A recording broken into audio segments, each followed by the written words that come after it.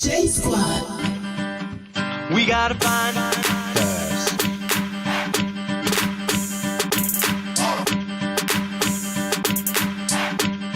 Now what do we do? That's the first clue. Now what do we do? That's the first clue. We gotta find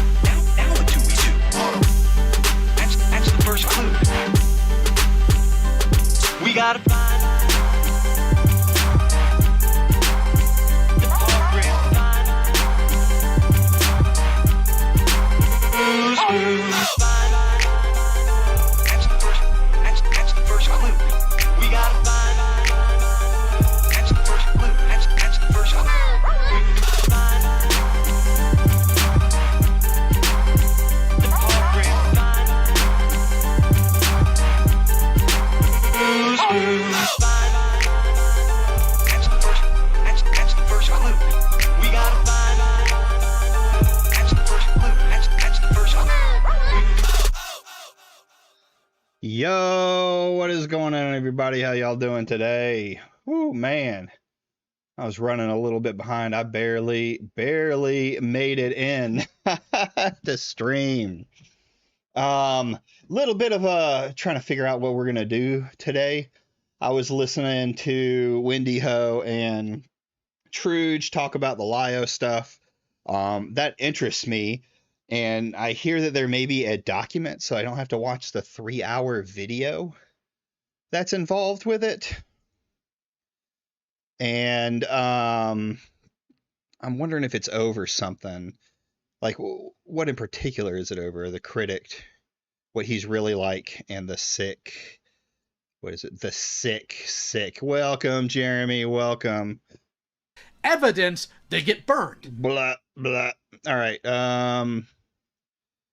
And the sickness he excuses.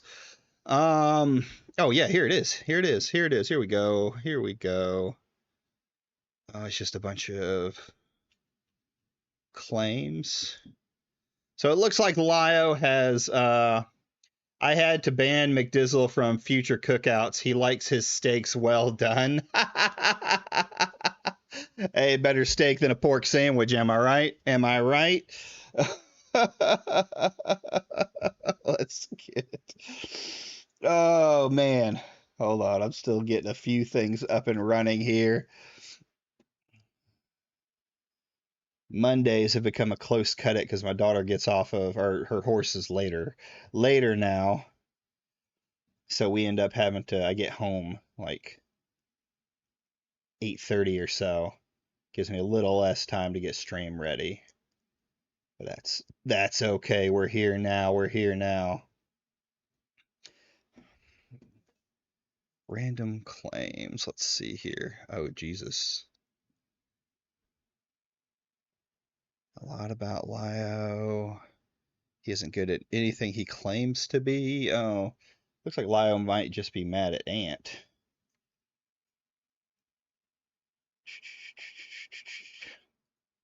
So we may wiggle our way through this then.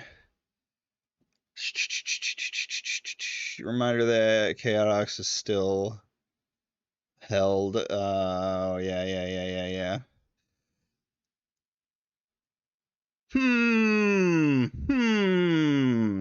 What are we thinking, chat? What are we thinking? We can either go over like skitty bitty catch up, and I can kind of go through this Lio drama and see if there's anything to it, or we can go through it together and see what comes up. Interested in this drama. I'm just gonna have to do it. I'm not 100% sure. Yeah. I am not 100% sure. I mean, Anthony's been catching shit for the last couple of months now, since the beginning of this year, because of the, we'll say, the company he keeps, right? And it's not so much just the company he keeps, right? Oh, yeah. I know a good amount of the controversies that Lio has been involved in, right? And I know a little bit about the like Hopeless Peaches stuff and things like that. Did you hear about the one Oni Plays drama? No, actually send that my way. That might be fun. If you want, jump into the Discord, and everyone can do it. We'll go ahead and we'll start this stream off with a little shill, huh? Little shill. I thank you all for coming in, guys. If you would please just go ahead and like the stream for me, helps us out massively to get more eyes in here to learn and enjoy the ways of the internet with a pig. Enjoy the slop with a pig. If you do find that you like this channel, later on down the line, go ahead and hit the subscribe button to help me out. And if you have anything you want me to look up, anything that might catch my interest, I have a channel inside of my Discord, which is linked below in the description, that is called Feed the Pig. You can send me anything there if it catches my interest. I will take a look at it. Let's look at this Only Plays, because this Lio stuff may be like...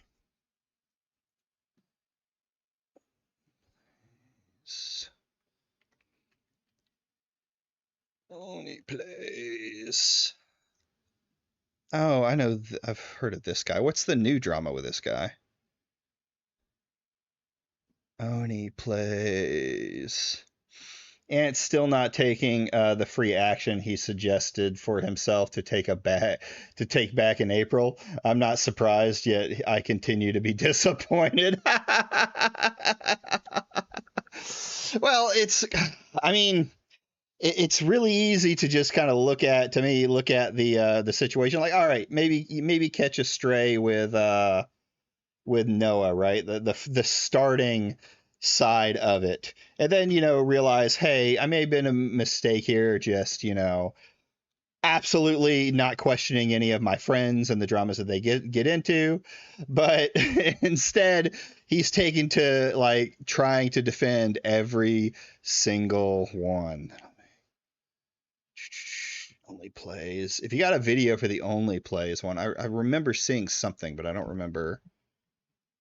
Oh, is this the only plays Ding Dong? Yeah. The only plays drama fully explained by Meow M3ow. Is that a good one? Here. Let's pull some stuff out over here now. Boop. Start there. We can could always listen to Lio on like 1.5 and see what's going on with him. Let's start that up and we'll see if it's going anywhere. If it's not, we'll move on. We'll move on, and I'll look at it a little bit tomorrow while at work and see if there's any weight to it. From the look of it, of doing a few of those pictures that Lio has had, I think Lio and Anthony have gone at it before for a variety of different things, right? For a variety of different reasons online. So let's see here. I don't want to. Hello, my dearest Lio boo-boos. Let's get into some of the early stuff here real quick. Lacey Pinkland. Does Lio call his people boo-boos? That's a little weird. For $2. I got high as crap for this uncle's party. Well, I don't know if we're going to party, but it'll be interesting. And then Goosebump 67 for $2. Whopper. Okay. And of course, Tiramisu for 500, whatever that is, the troll money. Once again, great timing since I'm drawing. Also, go join Lio's Discord server if you're 18 plus. They host cool art events. Also, commission me /J. Yes. And thank you very much, Tiramisu, for the gifted memberships of my channel. Maybe one day I'll figure out what to do for the channel memberships. Okay, so couple of things here I need to talk about real quick for the housekeeping. We'll do the fun stuff first. I have in my possession the new Figure Art Sailor Moon figure. No regrets. Okay. So that's a plus, right?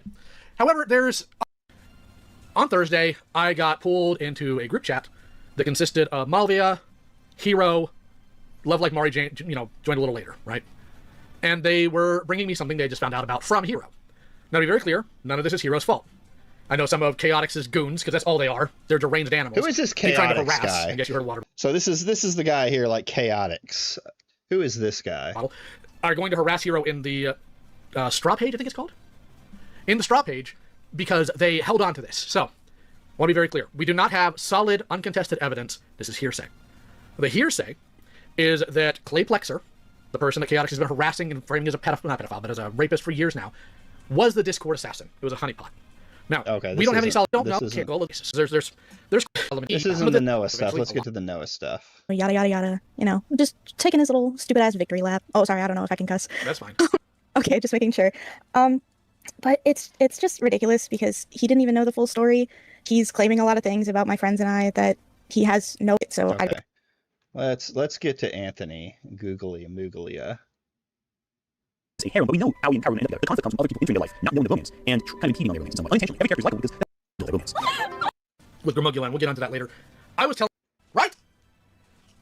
Fan service really started to kick off in anime and 70s. Dull now. Why is it dull now, guys? Why is the main thing? Because while I might be part of the ACC, I am not one of the idiots who opens a Google Doc about a predator with, hey, they're a tracer. Not going to do that. So, then we have A-Space here for $2. Smile, thank you. So, A-Space has been giving me some interesting things we're going to look over. So, I have receipt after receipt here about Gramuglia. I have it in video form. I also have it in screen cap form. And we're going to be going over as much as possible. But first, I want to give you an idea of what this guy's brain is like. So, we're going to go over first his video on fan service. So let me test my chat Okay. here. I'm I gonna don't start care a. about his. I don't I'm care sorry, about Julie, his I didn't video mean to- on fan In touching the other's service. body, that unresolved feeling is connected to Tokyo's submerged. The familiar, meant to Don't make each word care. accessible. I was watching Sai's recent stream and my jaw dropped. I knew Ant was bad, but I didn't think he'd sink that low. Really? So it could be something interesting.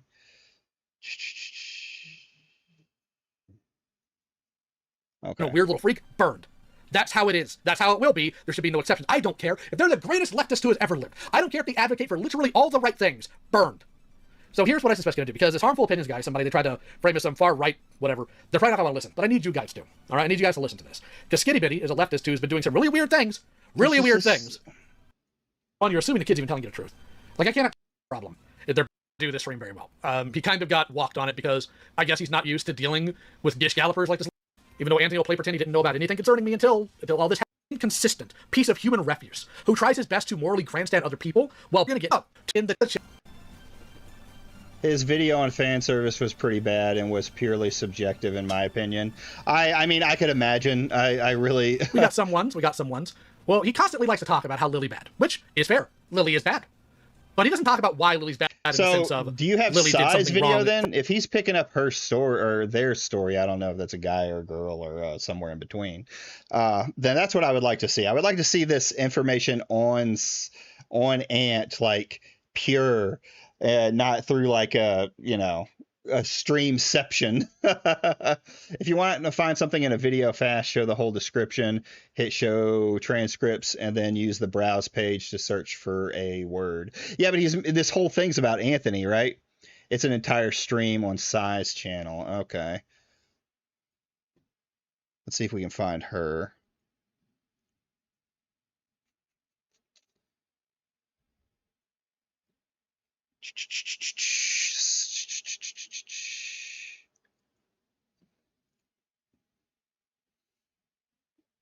Yeah, I know. Fucking Lio is, well, a huge piece of shit in many aspects. There's no reason for any of the things that happened around his drama. Gramuglia.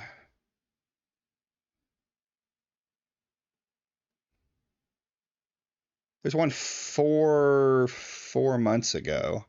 Is this the one? Yes, I know he's a doxer too. So this is from like an older drama then. This isn't recent stuff. Because her last video was 4 weeks ago.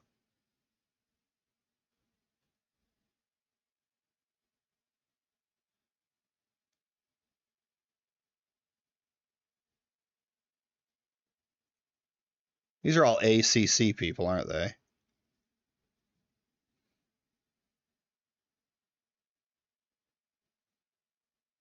Oh, it was from 3. Oh, it's a stream. Duh. It's from a stream. Here we go.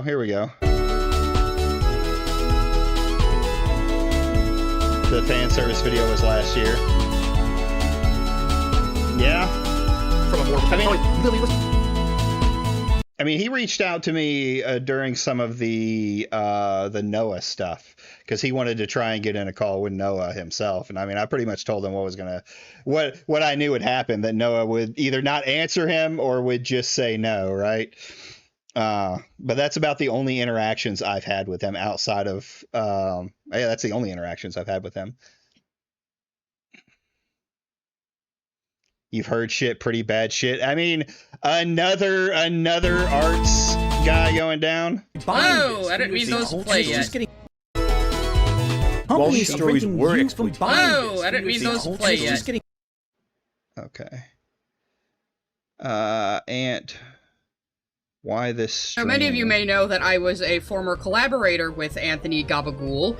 I saw him as a colleague, I saw him as a burgeoning friend. He apparently hated me, our entire association, and bragged about that on a stream with the Crimson Ender, which is real cool because, I did thumbnails for him at a steep discount to help him grow his channel, and, I even offered him money one time for guesting on a stream of mine, but I was just such an asshole, guys, probably because, I had thoughts and opinions of my own and didn't immediately bow to his, I guess? I'd Savage for Life for an 8328 sent a super chat. I genuinely hate how Ann thinks challenging media has to directly show dark topics like essay. These topics can be done without showing them. Well, you know, it seems to me that there's a certain type of male director who just loves to put their sexual fantasies about brutalizing girls and women on screen, and then there's a certain group of men who will sit around and say, no, it's really deep and meaningful, you guys, when really they're all just getting their jollies from it. At Week Freak sent a super chat. Popcorn for everyone. Popcorn emoji. Yes, you're gonna need it. Well, let's listen more people popcorn trickle in. emoji. I see Popcorn emoji. 180 people on Alright, YouTube right we're now. gonna listen through this. Lio followed Noah back when me and Noah were still talking, and Noah just blocked Lio on sight. Yeah, I mean, that doesn't surprise me. It doesn't surprise me. Popcorn emoji. Popcorn There's a emoji. lot of popcorn. Popcorn emoji. Popcorn emoji. Popcorn emoji. Popcorn emoji. Yes. Popcorn emoji. Yes. Popcorn emoji. You're gonna hear that in your dreams. Baby 6969 sent a super chat. It's crazy how all of this started because you liked the gay demon cartoon and they didn't for Twitter brainwave progressiveness reasons. Yeah, Anthony went around befriending all of the little has-been hotel Vivzy Pop haters I was making fun of on stream. That was very important to him for some reason. At Sonic Vegeta sent a super chat. Watching this while grinding into Sky Nice. A lot of people are playing video games right now. At Sketchy Wolf Girl 9564 sent a super chat. Okay, These guys really 48-year-old this is director gonna just be sexually cancer. assaulted the 19-year-old actress because he wanted a quote-unquote authentic reaction out of her, and he says he doesn't regret it even though she hated him for the rest of her life and said she felt raped. Reaction Wait, at 48-year-old director just sexually. Rabid and Yeah, I know. I mean, I was thinking about it's like the story about Last Tango in Paris where the 48-year-old director just sexually regretted even though she, for the art. Don't I've care. only heard of this mangle because it was so I've heard messed up that's it became a supposed to meme. claims Like of those old gross ass racism internet against gets, Psy trying to make it out was to be taken art out is of not. context, but Some I'm people unaware like- of the specifics. The truth I wasn't is aware of buried the under actual mountains content of of it. I just pride, knew it was a ego, meme and people anger. like Yeah, it was like if you I know, you wanna know type thing. I didn't think much see about it, what but I her was side like, is then on I've this. heard things about this thing. And then maybe we'll see what Ant has to say. Maybe we can come to some kind of conclusion. Hopefully it's not just all like, circumstantial, the usual, he's racist towards me because this or that. A lot of people like to call each other racism online. And this doesn't seem good, and I have looked at it. It is just pornography. There's no way around it. It is simply pornography. He's going to deny that. I'd Savage for Life for an 8328 sent a super chat. Also syntax. Get your Psy toy. I don't know what melody that is. Get your side toy. I don't know what you're At referencing. Ire Wolf 181 sent a super chat. And went nuts after the breakup. WTF I happened? think he was always like this, fam. People have been telling me, like, geez, Sai, you would always joke about how Ant and Krim are keeping you on a leash, but I think you were actually keeping them on a leash. At Dino Nuggy 22 sent a super chat. Sup Psy. It's been a while. I was shocked when I saw the thumbnail and title. Nice thing to listen to while I create a game poster for a raid. Excellent, thank you. And thank you for all your super chats, guys. I do appreciate it. I will be pausing them as I tell this tale, and we'll find stopping points to do groups of super chats. That's how I've come to do, At Mr. DeBossBaby 6969 sent a super chat. Syntax Angel of Death by sent a super chat. Vivzy Pop fetishizes rape ever again. When he is, like, double, triple, quadrupling down. I know, guys. On defending this rape porn manga about a I need to 15-year-old see girl. those when At I get Irvine sent a super monetized. chat. You'd think he'd say the same about books. Made to be titillating to someone. Just because you are a normal person and don't find it titillating doesn't mean that isn't the purpose it was made with. At Cyberonko sent a super chat. I did read part of this a while ago. It was too much for me. Yeah, it's just gross, hateful, misogynistic porn. That's all it is. There's no deeper meaning there. And we'll go over that. Alright, that was all the supers for now, so. Oh, no, one more. Okay. So it seems like a lot of this is based off of his fan service video. So let's watch this fan service video first. Someone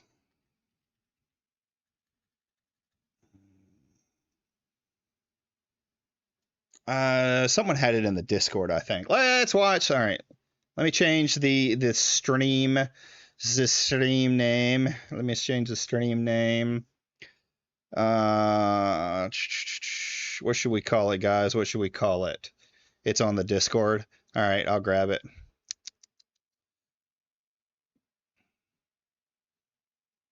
Yeah, it's gonna be pain because I can tell you now, I'm not a fan of fan service. All right, edit title. Let's see here.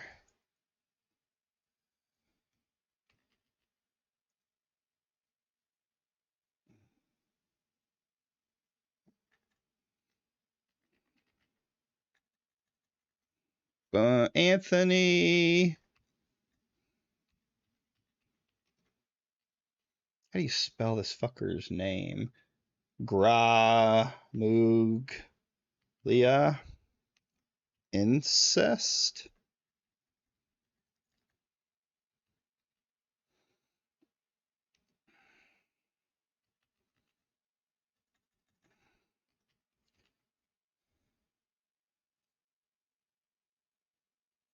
Bum, bum, bum, bum, bum. All right, there it is. There it is. I also need.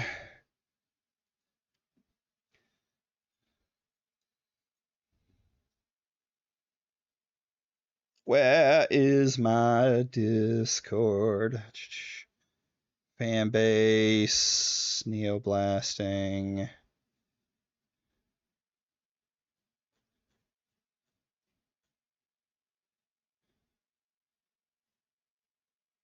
A server meeting from Lio. Why does Lio do this? The Senate is gone now. His new Discord is the cat's lair. Jesus Christ. Fan service. Here we go. Anthony Gramuglia. I'm just not a fan of the way Ant analyzes media. Yeah, I've seen some of his takes. I don't know that I think he's all that great at it. We're going to take some of this back. All right. So here's the video in question that seems to be the brunt of this stream. This is new fan service video, though. Is this one? Yeah, this is July 2026. So let's watch this. Let's see what's going on here, because this is from 7 months ago.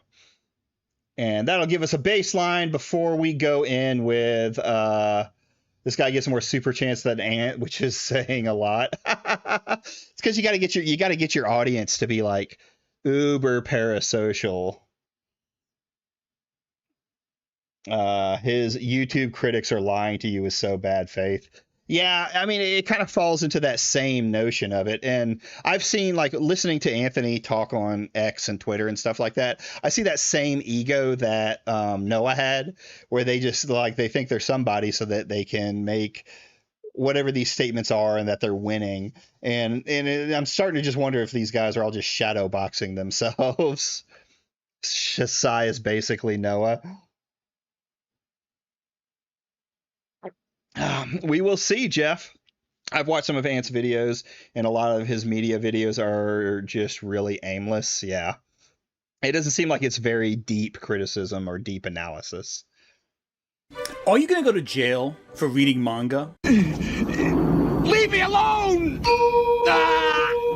Well, I hate to break it to you, but maybe that's actually a thing that could happen. Stop breaking the law, asshole! I don't know, maybe one day you're going to wake up at 12 a.m. with the cops outside your house ready to haul your ass away with all your collections of hentai and gooner figurines and drag you off to the state penitentiary, where you'll spend the rest of your days next to a waifu pillow and a guy named Steve, because you happen to buy a volume of Dragon Ball, maybe. I'm concerned. You know, it's a possibility. You never know. Is it likely? No, but it could happen. They're going to dump all your hentai into a Iron Mouse. Is this about that law that was being passed last year?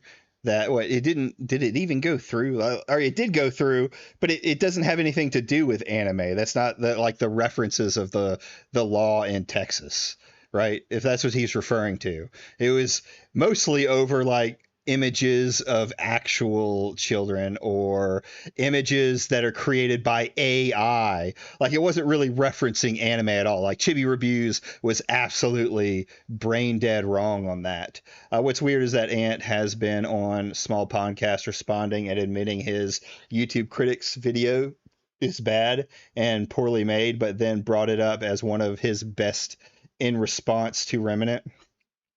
Well, that's the thing, is like these guys don't have fucking like skin, like they don't have thick skin, so they're not gonna push back on it to when they're on a podcast or something like that, even though they may actually believe that they are it is their best video, right? Yeah, Anthony is smart because he has media literacy. Well, they're arguing it's a slippery slope thing. Yeah, I'm sorry. That's a gay argument to go into it, right? The law was pretty specific when you were reading into it. They're not going to just suddenly attack anime and anime porn, one of the like largest fucking medias brought over in the United States. I just don't see that happening, regardless of what I believe of it or not, right? Yeah, I've seen the Blade Runner one. It's that, yeah. pillowcase or whatever for your body pillow. You know, that's what's going to happen. Or, I mean, you could do that. You know, what are you going to do? Now, for a lot of people, fan service matters a lot, I'm surprised to say. It's such a mainstay in the medium of animation that a lot of anime fans just don't really think about it all that much. It's just very normalized. However, for many, fan service... I watched the Anthony did what? It's right now it's only going off of this little section, Ant's incest manga. However, we're watching his fan service video 4, so enjoy the clickbaited title.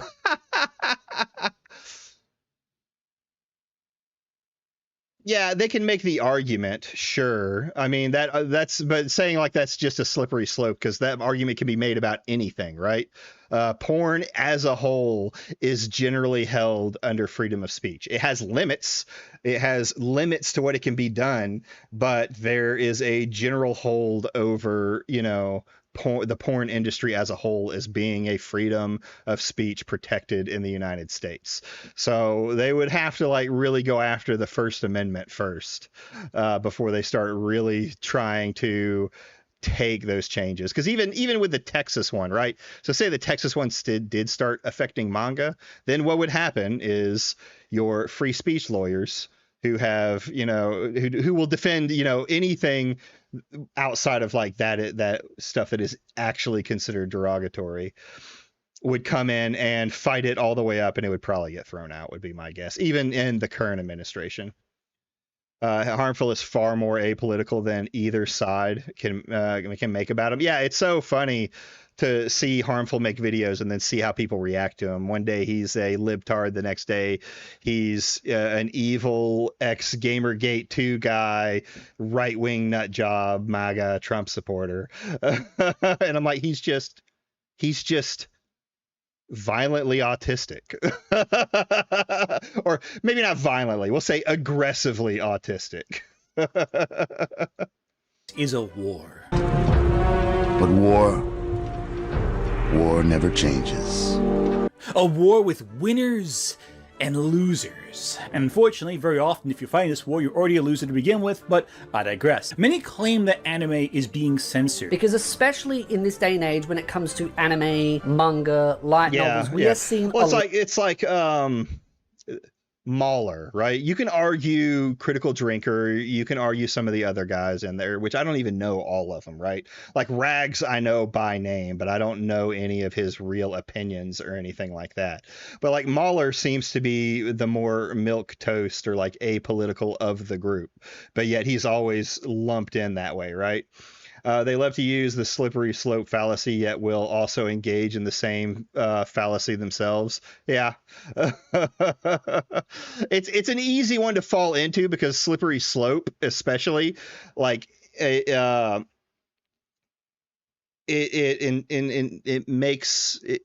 feeds on that idea of fear, right? Well, you know, the frog, the slowly boiling the frog, right? That's what another way of putting it, you know. So it's easy to get tied up into, if this happens, this could happen, right? I've been I think everybody at some point in time of their life has been prone to fall into that fallacy.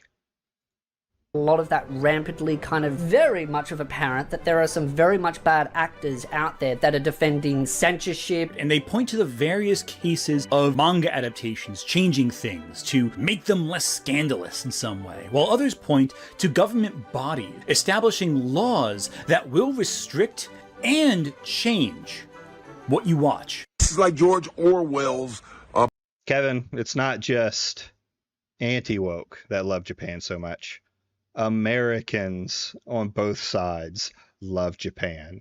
Our culture, after we wiped out 2 of their cities, our cultures became like incredibly intertwined in culture. A lot of our culture has spread over to them. A lot of their culture has spread over to us. Right? It's kind of this thing that like we have people who dress up like Japanese people all the time and do that. There's people in Japan that dress up like that dress up like Americans. Now there's like, hey, like you go to like Okinawa and places like that, they don't want the military there anymore. And there is, you know, a broader, like, Japanese people are pretty racist all around, but they're evenly racist to everyone that's not Japanese.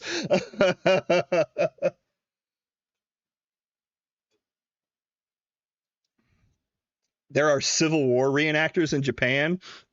Though rare, there are civil. I did not know that. That's crazy. This guy is writing and still can't understand how to pace a video. Do not include unnecessary memes and scenes in a video, Ant. A book, 1984. But yeah, it is pretty fascinating. Take a step sketchy. back here, because I think one of those is a much bigger issue than the other. I think government overreach is way worse than, say, I don't know, them putting a little more fabric on an outfit. You know what I'm saying?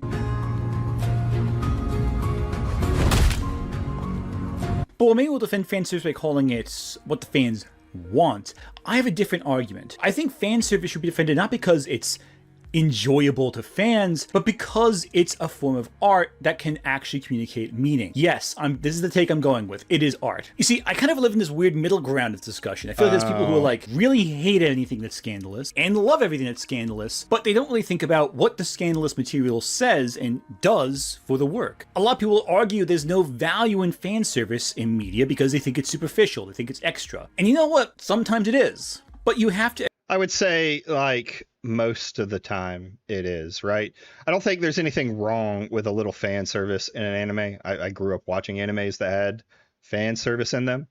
But, like, to the degree that some of these shows now go through fan service, yeah, it's literally just done to attract young kids, young boys to watch more anime. Like, I don't think there's any deeper meaning to the fan service now besides the sexualization.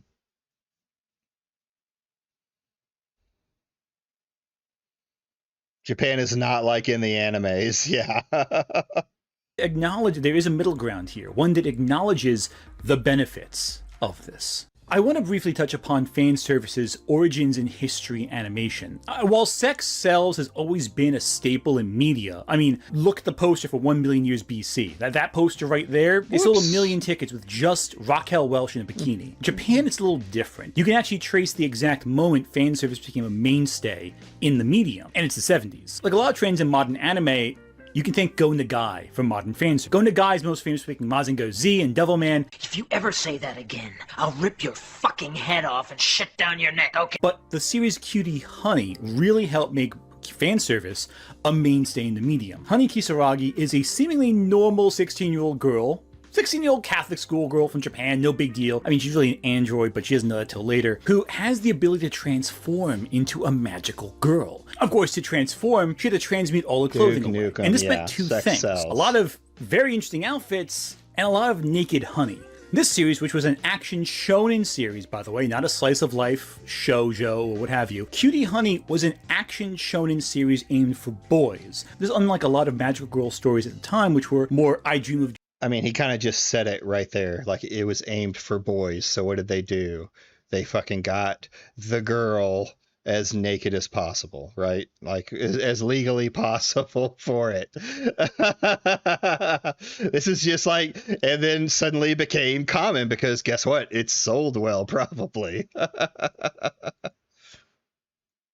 Genie or Bewitched-inspired slice-of-life stories for young girls. And it kind of shifted the levels a little bit here. It was one of the first magical stories to really push towards action-oriented narratives. I think along with Princess Knight, but it's all in the story. Along with Princess Knight, it was a action series starring a girl, but unlike Princess Knight, it had the Go Nagai flavor of overt sexualization throughout. God, that, dude, just read Devilman if you want to have an idea of how, like, really over-the-top Go Nagai is with this fan service, even outside of works. But Cutie Honey really helped mainstreamify that. Now, fans complain today about censorship in terms of what gets adapted into the anime version of the manga, but they'd have a field day if they saw how reduced the fan service was between the original Cutie Honey manga and its first anime adaptation in the 70s. Now, much like with Devilman, that came out at the same time, Cutie Honey's anime adaptation took creative liberties to smooth over the edges of the original. Gore, jokes, queer themes, and even the sci-fi elements were completely omitted, if not heavily reduced. There was still some fan service, but it was tame by comparison of what happened in the manga. But from there, manga pushed the bar a little further. Yurusei Yatsura is one big one in regards to that. One of Rumiko Takahashi's earliest works. It had a lot of inappropriate jokes and fan service, and it got adapted pretty faithfully to television. In a similar fashion, Fujiko from Lupin III became a femme fatale icon in 70s anime, and that was in part due to, again, the outfits she wore and her incredible sense of style. Now, fan service would rise to popularity further in the 80s thanks to a number of factors. The first of which is the growing otaku subculture, with anime fans being able to make their own anime after growing up with it in the 60s and 70s. Studio Gainax is a great example of a studio founded on otaku ideals, at least at first, and they incorporated a lot of elements that were designed to make fans happy, specifically young adolescent fans and fans in their 20s who are all male. Well, some people might know Gainax. Yeah, Yurusei Yatsura, the one he was talking about, was a lot of jokes that would not fly today. I mean, yeah, even look at the first one he showed instead of 16-year-old girl. That would not fly today, even in the least. If you look at like a lot of those mangas, it's all based around like high school aged girls.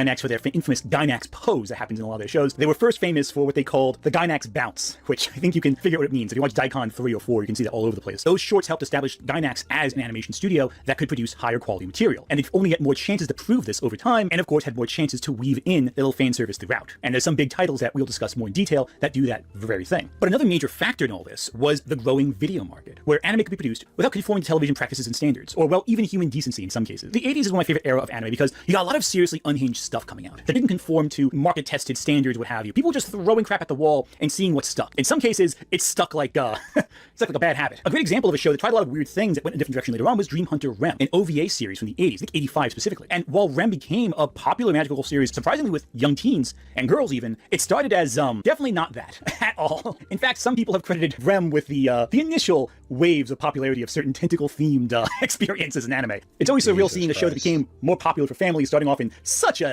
adult-centric medium, but I digress. But I think the early interest in this really showed there was a massive audience looking for animation that were more explicit, more adult-themed, in some cases inappropriate. And a lot of them were available right now if you look for them online. That would be interesting to see what he thinks about Juno Ito. I've read several of his his mangas and stuff. Like his body horror stuff is kind of crazy.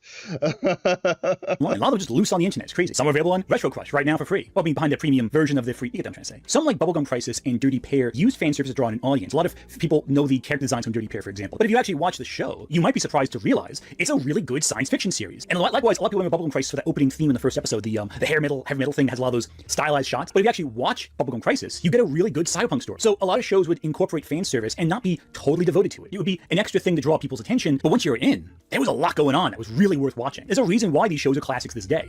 Because they. So what you're saying is that people didn't care about the shows being good enough. What they needed to do was put in boobies, because then people would watch their really good show. It's just sex sells is what it is. And it just happened to be able to be marketed to a younger audience that you would probably see in would you? Because I mean, we had, I'm trying to think, like He-Man and She-Ra and stuff like that had some skimpy outfits. But even then, American media back then was really, really strict on a lot of things. Like you couldn't punch or hit or do things like that. There's some crazy stuff you don't realize didn't happen in the shows that you watched until much later, right? Good. I think Gunbuster, though, is one of the highlights from this era, being one of Hideaki Anno's earliest productions, and it's one of his best, in my opinion. The way women are drawn in Gunbuster feels real. There's these little mannerisms that you see, even in fan servicey scenes, that makes them feel more human. They feel like people you'd encounter. And there are scenes where they just open with each other. There's like locker rooms and all that. And they're just talking and chatting. It's not specific to Japanese. I remember Evil Dead posters. Yeah, I mean, it's not directly, but it's all in the kind of like the same area, like sex sells. It's easy to get a young audience. It's easy to get any audience to watch something when you sell it with sex, right? That's why beer commercials were the way they were for decades. It is exploitative in some way, but character is first and foremost. These decisions by the storyteller to show something the fans wanted to see, sure, but you also got a narrative alongside it. You got character development, furthering an idea of bonds between these women. And of course, the show would veer into some dark territory in the second half. I still believe that Christopher Nolan owes Hideaki Anno a check because Gunbuster did what Interstellar did first, and it did it much better. Yeah, I said it. And over time, this became a normal practice in anime. A lot of creators that that became very popular later on got their start drawing doujinshi, which are basically fan comics. And what kind of fan comics people want to read? The ones that are inappropriate, the ones that would never be adapted to a televised show. And so they made these exploitative, very erotic comics, and that proved to people, hey, this artist has a style that's interesting, this artist has a voice that's interesting. Lamb, the creator of Hellsing. There's so many that started with doujin before making really good manga that you've heard of. Now, I also want to point out something here. In the 90s and 2000s, a lot of works started to make fun of how prevalent fan service was. I mean, it was all over the place. So you gotta make some jokes about it. Like at the end of every episode of Evangelion, Misato Katsuragi teases fan service next episode, a promise that gets increasingly disturbing the further along you go. And the show, we'll discuss Evangelion later in the video, because trust me, its voyeuristic perspective of its characters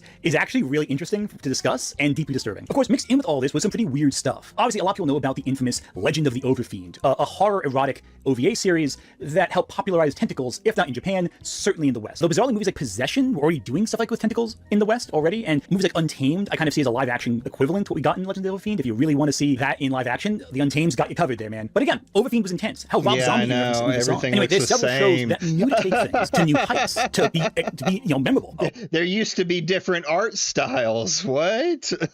One such story is Mysterious Girlfriend X. This manga and anime is on one hand a sweet romance, but it's also hidden in the most exploitative game of spit ever. Jesus, why the fuck did I write that?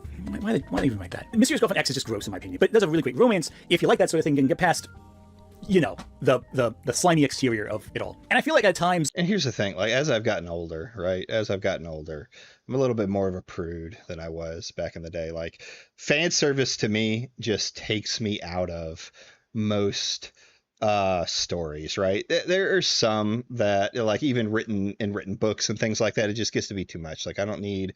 If I'm reading a book, I don't need a full description of every sex scene that happens in a book, right? And I enjoy, like, Harry Dresden, the Dresden Files and stuff like that. If I'm watching, like, a dark, gritty fucking anime or a dark, gritty show, like, I don't, like, it takes it out of it. It's like making a joke during a horror scene when something's supposed to be scary. It takes you out of it, and it's like, oh, look, here's boobs. Well, no, I want to keep watching the show. Maybe it's just me. Maybe I'm too much of a prude.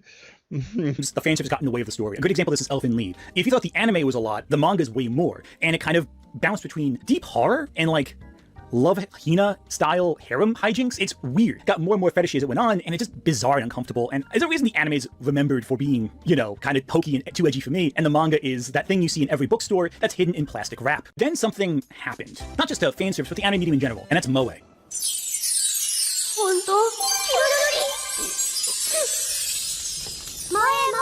The moe art style emphasized cute and adorable characters that made you want to protect them at all costs. You know, vulnerable, sweet, you know, most... Yeah, it's part of the reason I don't like Stephen King. The only thing that I enjoy from Stephen King, and I still haven't finished the series, is The Dark Towers. That's really the only series that he has that interests me at all. And I've only made it through, like, halfway through the first book. Yeah, what have you been reading, Ant? I need that search history. Here's the thing, like, the way he's talking about this in, like, the fetishization and how some of these are getting, like, really deeper and deeper, it just seems like people from these fetish communities started making fan art or fan shows, manga, and then they became the directors, so they pushed their fetishes into that same manga, and it's just ballooned up into a thing where now, like, everybody in all mangas and all anime must have fan service for the Gooners.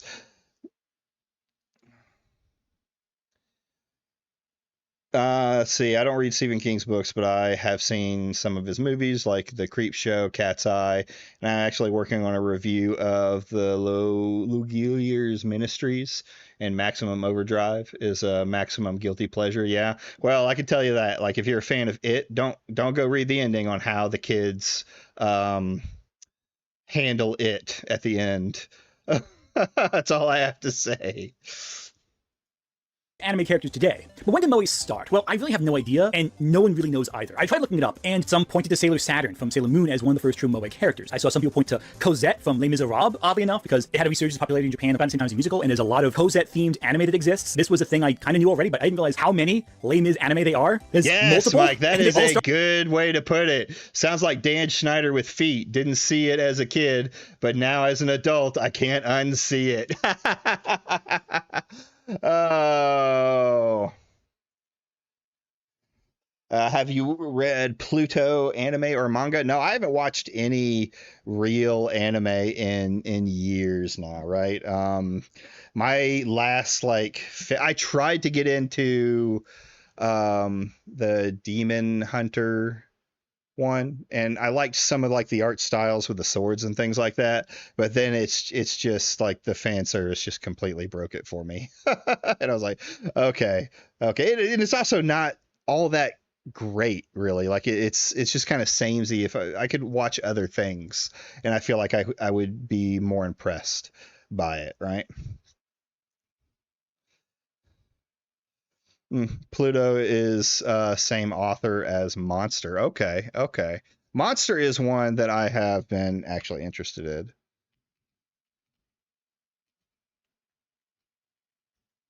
So I may have to look into that. You got to watch Attack on Titan, no fan service, and has a soundtrack almost on the level of John Williams. Yeah, that one was one that I had thought about doing, but by then I had pretty much fallen off. I read Chainsaw Man. It's really good. Doesn't that one have quite a bit of fan service in it, though? I mean, it sounds silly, as a premise, the Chainsaw Man, but who knows? That's why I always go back to stuff like Rurouni Kenshi. It's got a great story, great characters, and a historical setting. Yeah, I like Rurouni Kenshi too. It had some fan service though in it, but not it's definitely not overpowered. It was just barely in there, stuff like that. Yeah, Berserk is GOAT. Berserk is that's not fan service though. That's just that's just straight up, the story. Yu Yu Hakusho is good. I loved watching that one. I actually a while back started rewatching Yu Yu Hakusho because I hadn't seen it in forever, and it popped up on my show. I didn't even remember it at the time, and then I saw something with it, and I was like, oh, holy shit. And I got to the tournament before I started actually before I dropped off of it. ADHD dropped off, but that's one I want to go back and watch again, right? Another favorite of mine and is Full Metal Alchemist, and I like both of them, right? I like both of them. Obviously, there's a superior. I like Spy and X Family. Has a family sitcom vibe to it. That's interesting. So, I mean, there's a lot out there that I think is good, but a lot of it tends to be older stuff. Dark Cosette for some reason? I guess because Moe. I mean, personally, if you ask me, Moe characters have been around since the beginning. Though I'd probably point to Magical Girl Minky Momo as being one of the first more overt Moe characters. But again, that's a show for really young girls, so maybe that's less Moe and more trying just to appeal to young girls. Moe's a different kind of thing. It has the protective angle to it, too. You want to protect the poor characters. And Sailor Saturn, I think, it's a lot of those elements all in one. She embodies many of the early tropes of this. She's this frail, sickly girl, and the characters fight over her. She has those big eyes. Oh, and Sailor Saturn's name, it's Hotaru Homoe. Moe is built into her name. So yeah, I see why they point to Sailor Saturn so often as the origin point of Moe. Now, several characters can arguably be considered Moe throughout the 90s and early 2000s. But I guess as more creatives became aware of this growing trend in fandom, they decided to make characters more deliberately Moe. Characters that you want to protect at all costs. Cute girls with rounded faces and these frail bodies who are sometimes profoundly ill or vulnerable. And then they cross it over with fan service. Now, when Moe as a style, because it's not really a genre, it's more of a style, took off and kind of consumed fan service, things changed. And I know because, look, I'm not an expert, but I had eyes. I was an anime fan in the 2000s. There's a distinctive period in time before Haruhi Suzumiya and after Haruhi Suzumiya. It's not like a sharp line really, but it's before that you had these different types of character designs, and after that, for the next 5 years, it was Moe blobs everywhere. I think a big reason for this is with the Moe era is that characters were de-emphasized in favor of fitting the Moe archetype. Every Moe character felt kind of similar and vulnerable in a way that, well, we saw already. And because of that, I think it drew attention to how many tropes there were in anime at this time and how many shows were kind of repeating the same cycles of things. And then it took over everything, it seemed. The biggest push came from Kyoto Animations, aka KyoAni. Now, KyoAni is a fantastic animation studio who's done a lot for the industry. They were one of the few studios, for example, that paid their artists a fair, livable wage, and they also experienced great tragedy when their head studio was burned down. So nothing I'm saying is shade on KyoAni. In fact, most of the shows I think are really good, but they are kind of accountable for pushing the moe style so hard. And again, it's not every studio. Again, there was Bleach, Naruto, they all came out at the same time, and they weren't really all moeified either. But thanks to KyoAni, you got Haruhi Suzumiya. They also put out Air, Cannon, Lucky Star, Miss Kobayashi's Dragon Maid, K-On!, the favorite show of Nazis on... See, none of those I ever watched. So this video is about censorship in anime, is it? What was the title of the video? Fan service, censored art, or sexist trash? So he's trying to say, like, I guess the fan service itself is art. And I don't really think it's like, I hate to tell people, but like stuff has been censored coming to the US, especially coming to the US for a long time. The US used to be pretty draconic with outside stuff coming in and censorship. Like I said, a lot of shows back in the day, like kids shows about superheroes and the Teenage Mutant Ninja Turtles and things like that were well, I don't know about Teenage Mutant Ninja Turtles. I think they actually did connect, but like a lot of the fighting in a lot of those shows, there's never actually any like contact. No one ever hits one another and things like that. That's how censored the industry was, right? For kids. Yeah.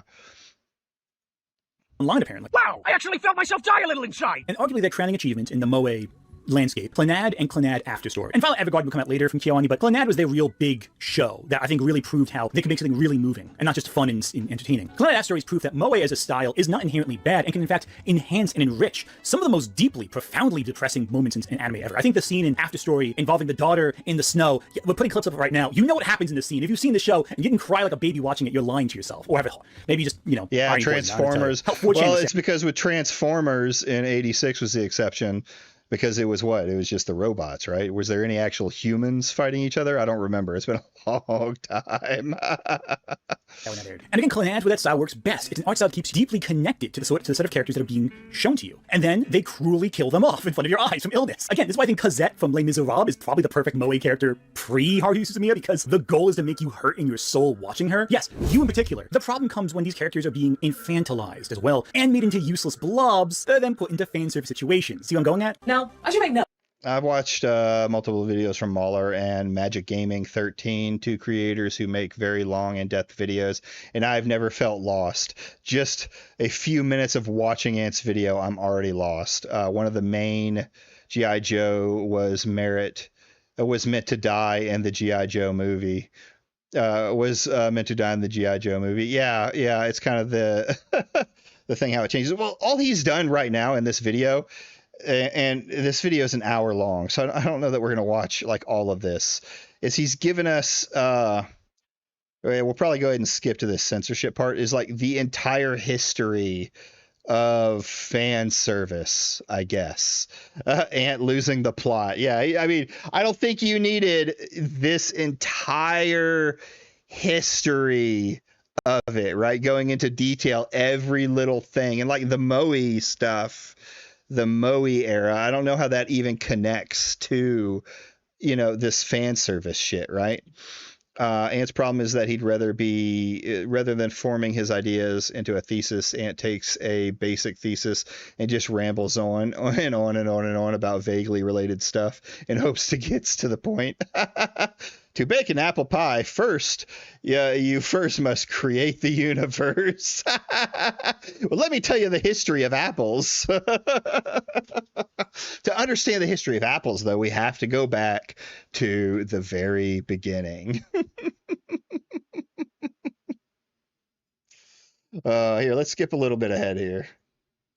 Now, in terms of fan service being made illegal, remember that's what the video was about this whole time. There are two core discussions. There's one where fan service is being actively censored in adaptation, and the other where it's becoming literally censored by government bodies and corporations, but I digress, where it's a crime to have fan service. But again, we'll get there. Let's start with the easier thing to discuss, because things change in adaptation all the time. And I don't think it's really an issue that's all that big a deal beyond, but you'll see what I'm talking about. After all, as we showed, the OVA market blew up in the 80s and 90s because you couldn't show certain things on TV. You had to go to video to do that. So there was always a push between creatives and what you could put on television. But if you're working with a television system, you gotta conform to its standards. standards, or you get kicked off the air. Dipper gets a flyer from Wendy for a Halloween party, and it said on it, like, Halloween party, bottles will be spun, no photos better wind up online, and they're like, bottles will be spun, spin the bottle reference. Impossible, never on the Disney Channel.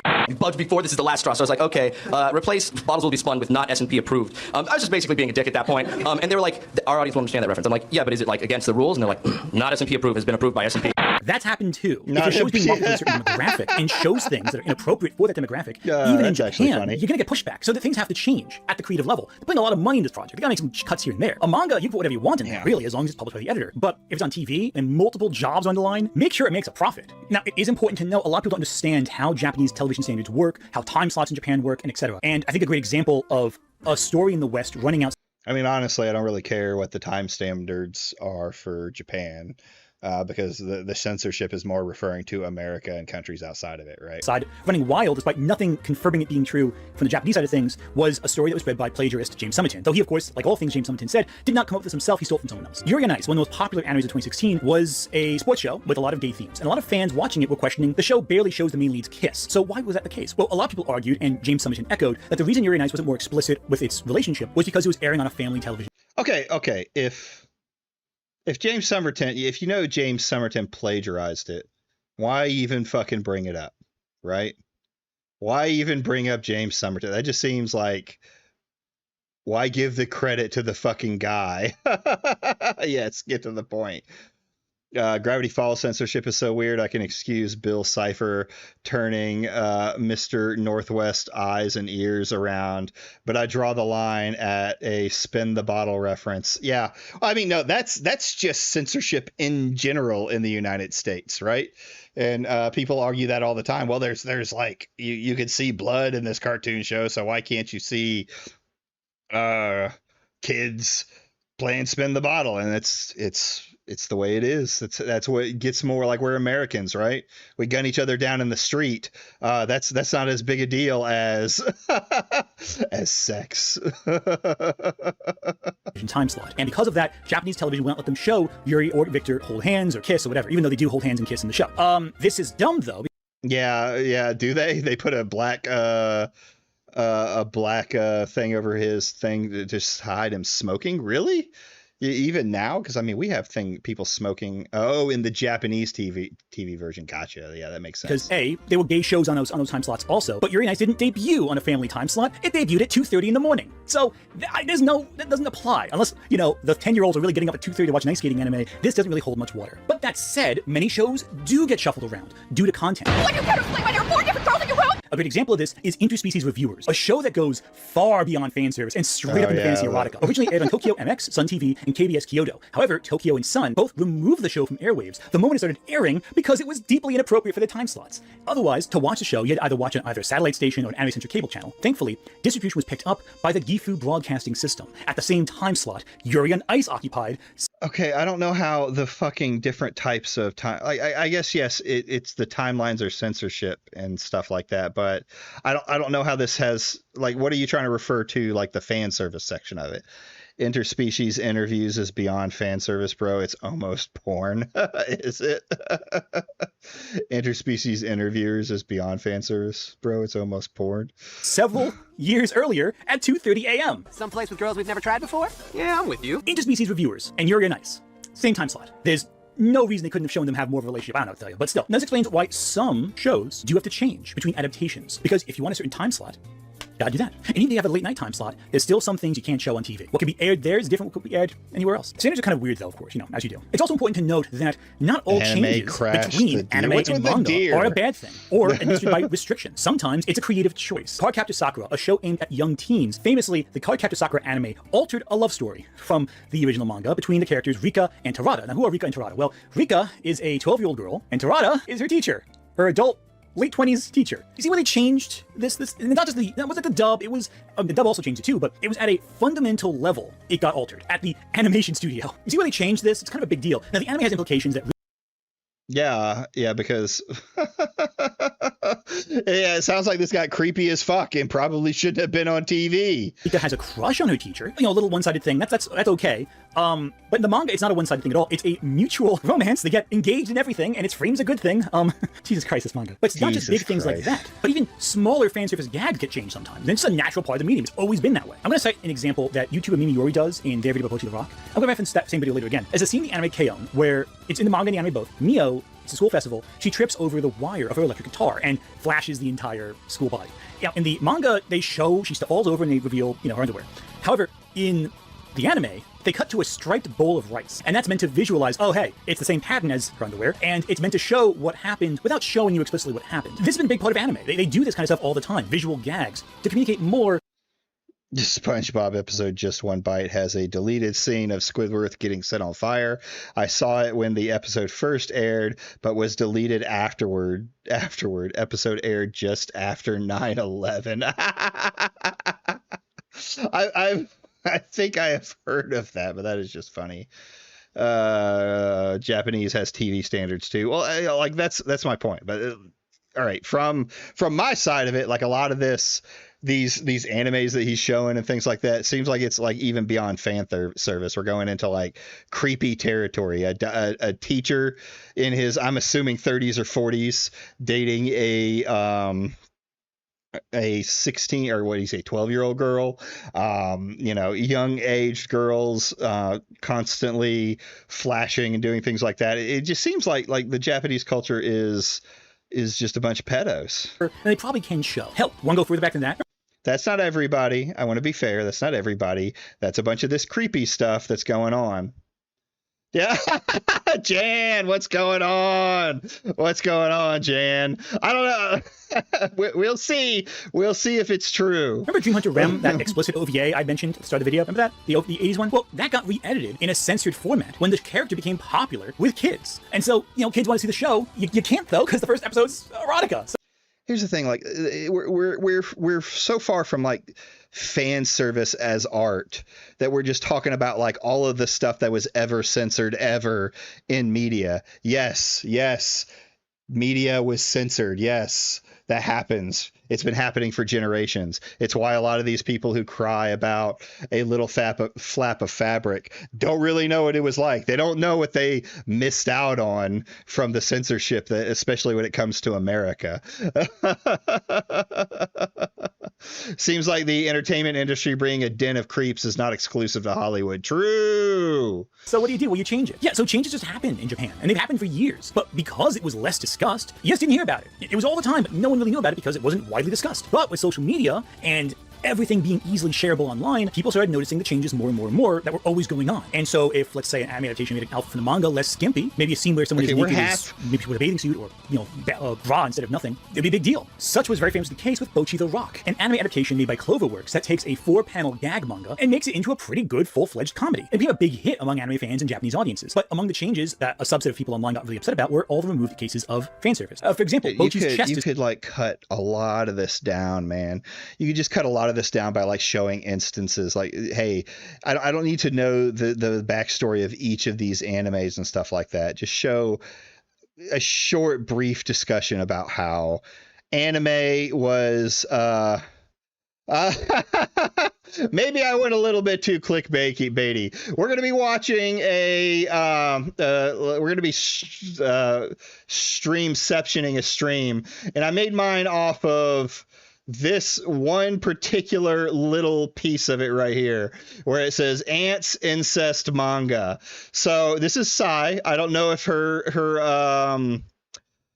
or his or their, I don't know what they are, claim is true. It's a very small section, but I figure we'd take a look at it. Most of it seems to be about fan service, though, and a lot of the fan service that Ant has been showing is creepy as fuck. First I stream I caught live. I'm so sorry. is smaller in the anime, and that's reason enough Okay, for nerds size online to female. complain about it for months. Their entire channels devoted to complaining about Bocchi the Rock, an already liked anime, changing the size of the main character's chest. Some people have too much free time to worry about this kind of crap, don't they? And mind you, this wasn't television standards making this the case. This is a choice by the creator. As Anne himself said, this could have been an signed email, off on yeah. saying, she felt the overt sexualization was kind of a distraction from what made the show so good, that being the comedy. It wasn't needed, and so they altered it, removed it, or reduced how prevalent it was in the narrative. More recently, an interview with Erika Yoshida was posted to Kayo, a Japanese pop culture website, where she talks about her experience working on Bocchi the Rock, and in it revealed that she and the team purposely cut some scenes sexualizing Bocchi and the other girls. Her experience. More recently, an interview Wasn't how she felt the overt sexualization was kind of a distraction from what made the show so good, that being the comedy. It wasn't needed, and Which so they point are you altered talking it, about, removed Mike? it, or reduced how prevalent it was in the narrative. More recently, an interview Are you with talking Erika about like people complaining about like the boobs getting shrunk down or whatever in their anime? I mean, I agree with them to a point. Like there is the idea of there is the idea of like you're seeing more of it, right? This stuff's been happening forever. I agree. This stuff's been happening forever. The censorship's been happening forever. You're just able to see it more because you're able to see both sides at a whim, right? Has Anthony talked about sexism in the video, considering the title is Sexist Trash? I don't even know if that's a section. Fan service is a crime. I'm not going to fucking watch that part, but are people interested? Fan service as an art. Getting older changes how? Okay. Yoshida was posted to Kayo, a Doesn't Japanese look like pop he culture talks about website, that. where she talks about her experience working on Bocchi the Rock, and in it revealed that she and the team purposely cut some scenes sexualizing Bocchi and the other girls from the manga, as she viewed those scenes as just noise. This justification pissed off some people online, and they began accusing Yoshida of censoring the original work and tarnishing it by forcing it to fit her views. A certain set of fans got really mad, but ignored how, again, the manga's creator was involved in the process, as is typically the case with Japanese anime, and that she had People don't enthusiasm care. for the adaptation. Like the Changes and anti-ones all. don't She care. liked it. So the creator liked it. Bocchi isn't about fan service or nudity. They're just there in certain scenes of the manga, so you can get rid of them and nothing really changes. This isn't a case like a show that's heavy fan service and it's the main appeal getting removed. No, there was a lot going on here. There's extra. And if you got rid of it, the show's still good. Now, there are some shows out there that if you got rid of the fan service, you lose the core appeal of the show. I can tell you. One that I was really interested in watching, I liked the idea of the story, is Into the Abyss. I really liked the idea of the story. I was like, oh, this is very interesting. This pit that you go down on and madness happens. You know, kid going down like her mother did. And then I'm watching it, right? And I'm like, okay, this is interesting. The robot boy. And then there's like a scene where this child gets in trouble and they strap her up naked, a maid in the abyss. Yeah. They strap her up naked as punishment, surrounded by belts. And I was like, well, yep, I'm done with this one. It's like a completely interesting idea that I thought was just, made terrible. And I don't know anything else that happens in it because of that.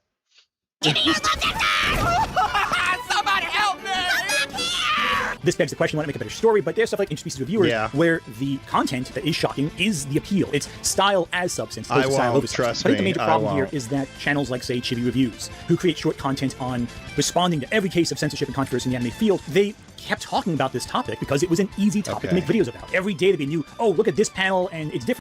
There are actual problems facing fan service heavy material, as well as any material that has anything erotic, even mildly, in it. I just passed my new law decreeing that all geeky dweebs be thrown in prison. Corporations and governments are pushing back against all of these. Noticeably, payment processors like Visa and MasterCard have, over the last several months. So this is something that, like, all right, shots fired. So here's the fucking the problem with the censorship shit.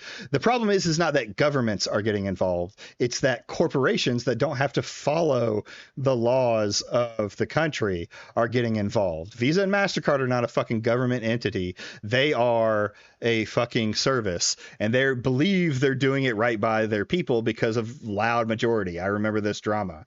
I remember the people shouting out about it, and that's why it's happening. Maybe the government is in the background using them, but if it was the government, especially in the United States, lawyers would be all over it. But what the government has started doing is roundabout services to get what they want done, right? Oh, we can control speech if we are, best friends, if we deal with the owners of social media platforms. We can cut off, what we believe is the wrong kind of media by having the having the card protectors doing it. And I don't think that's what happened there. It wasn't government censorship. It was this small group of angry moms flooding the Visa and MasterCard with phone calls and angry emails until they did something. So Visa thought, oh, this is a major issue. We need to fucking block these. And they did.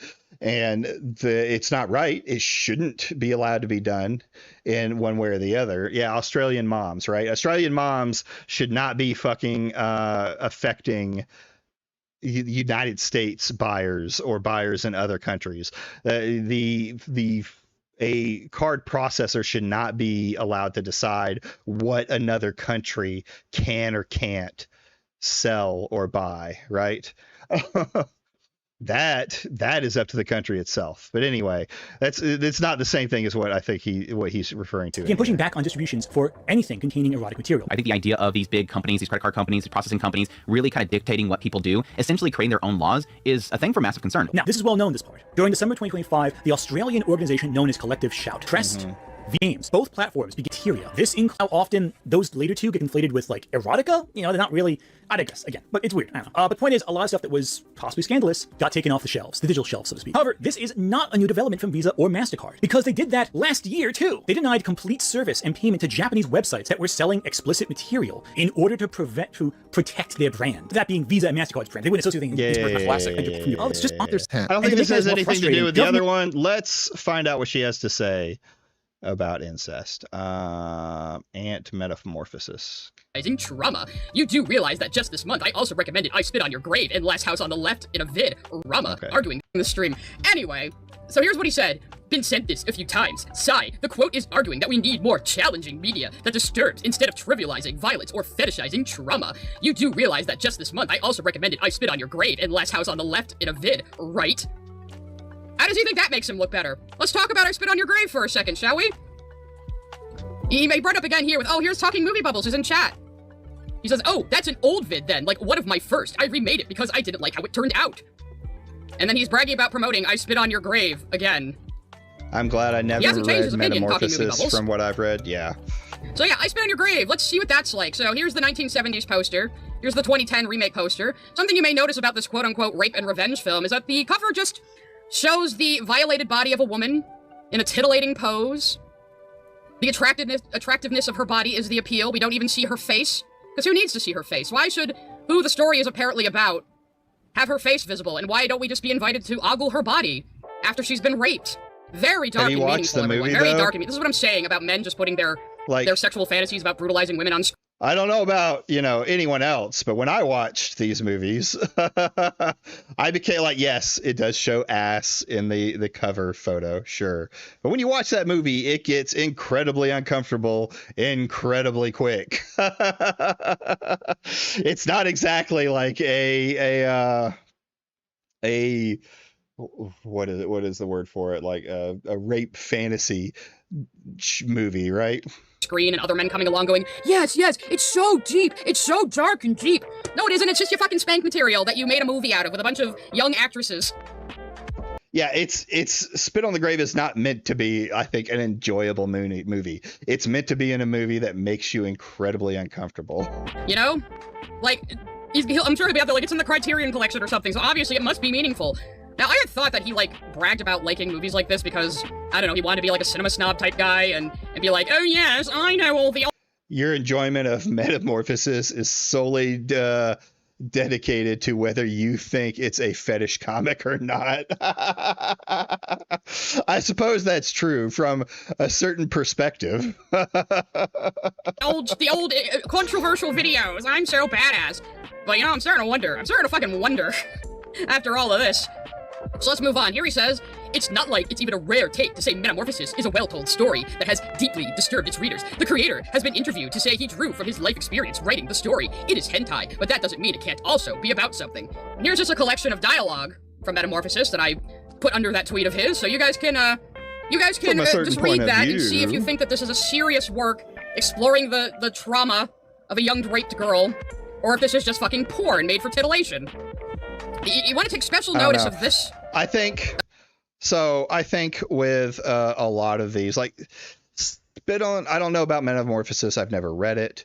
But if it's just a lot of the rape described in detail, I don't really think it's about the deep exploration of it happening, because you can do that without having to describe in detail everything that happens.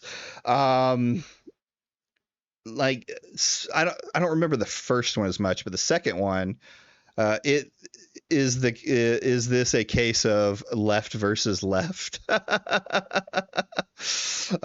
Maybe, yeah, I think so. I think this is the left versus lefts. Cy versus Anthony in this point. Panel here about something happening on the baby.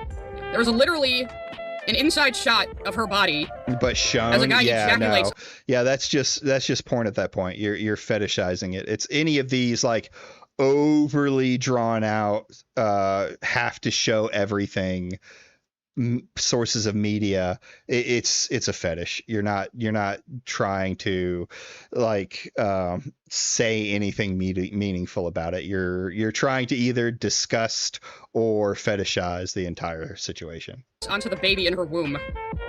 And you're trying to tell me that this doesn't fetishize the trauma? The whole thing is a fetish. It starts with a young girl in her first year of high school, 15 years old. She gets a makeover so she'll be more popular. First, spit on me though. Like if she's going to claim like spit on my grave is the same, I don't think so. Right? It's not the same as like a full-on description and stuff like that. And a vast portion of the movie is the main character getting revenge for what happens. Right? It's uncomfortable. It's not trying to I think go over the top. It just crosses lines that a lot of people wouldn't like to see, which is showing showing it on screen. First thing that happens is an older guy meets her at a convenience store, invites her. Clockwise is. I might have gone over a little overboard on this title this time, guys. I might have. Brought the karaoke and rapes her. And of course, because she's been raped, now she's a slut who's hooked on it, because of course she is. So she thinks this guy is her boyfriend now, and he keeps exploiting and grooming her. Then her friends at school convince her to do compensated dating.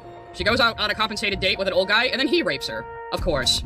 And then the boys at school get a picture of her outside the Love Hotel with a compensated dating guy, and so they start raping her with their blackmail. Okay, well, to be fair, like, okay. You don't need to see any of that stuff, and like to go through that ideal. But yeah, that is something that can very much happen, where the person becomes attached to their abuser and rapists, and right, the entire idea of the that child industry is exploiting people and then exploiting them to get other exploited. You hear like disgusting things about parents, like, shoveling out their kid, prostituting out their kids and stuff like that for those things. So like it's stuff that happens, and you can make something about that without having to show like the details of what's going on. Right. Yeah, Metamorphosis sounds like it's infinitely grosser. And yeah, welcome to the world of shock content. I've never been a big fan of shock content. It's just, to me, it's lazy. Just say the most horrific thing to try and get people to vomit or to turn away from your product. And then later, her father starts raping her too, because why not? And then her mother finds out and kicks her out of the house. And then she gets caught being real ones remember the TLC child pageant days. Yes. Oh man, now that's a time. Being raped by the boys at school and drops out of school because everyone writes slut and bitch on her desk. So she goes back to the guy who first was grooming her and is just continually getting raped by him and raped at the guys in the bar he owns until she becomes a spray tan, blonde-haired, tattooed, bimbofied prostitute. She gets pregnant and has an abortion. And then she keeps having sex for drugs until the guy who groomed her kicks her out. And then somehow, as she's homeless, she still has the spray tan and the blonde hair because, yeah, she can afford to do that, dye her hair, and it's not like it's a fetish or something, right?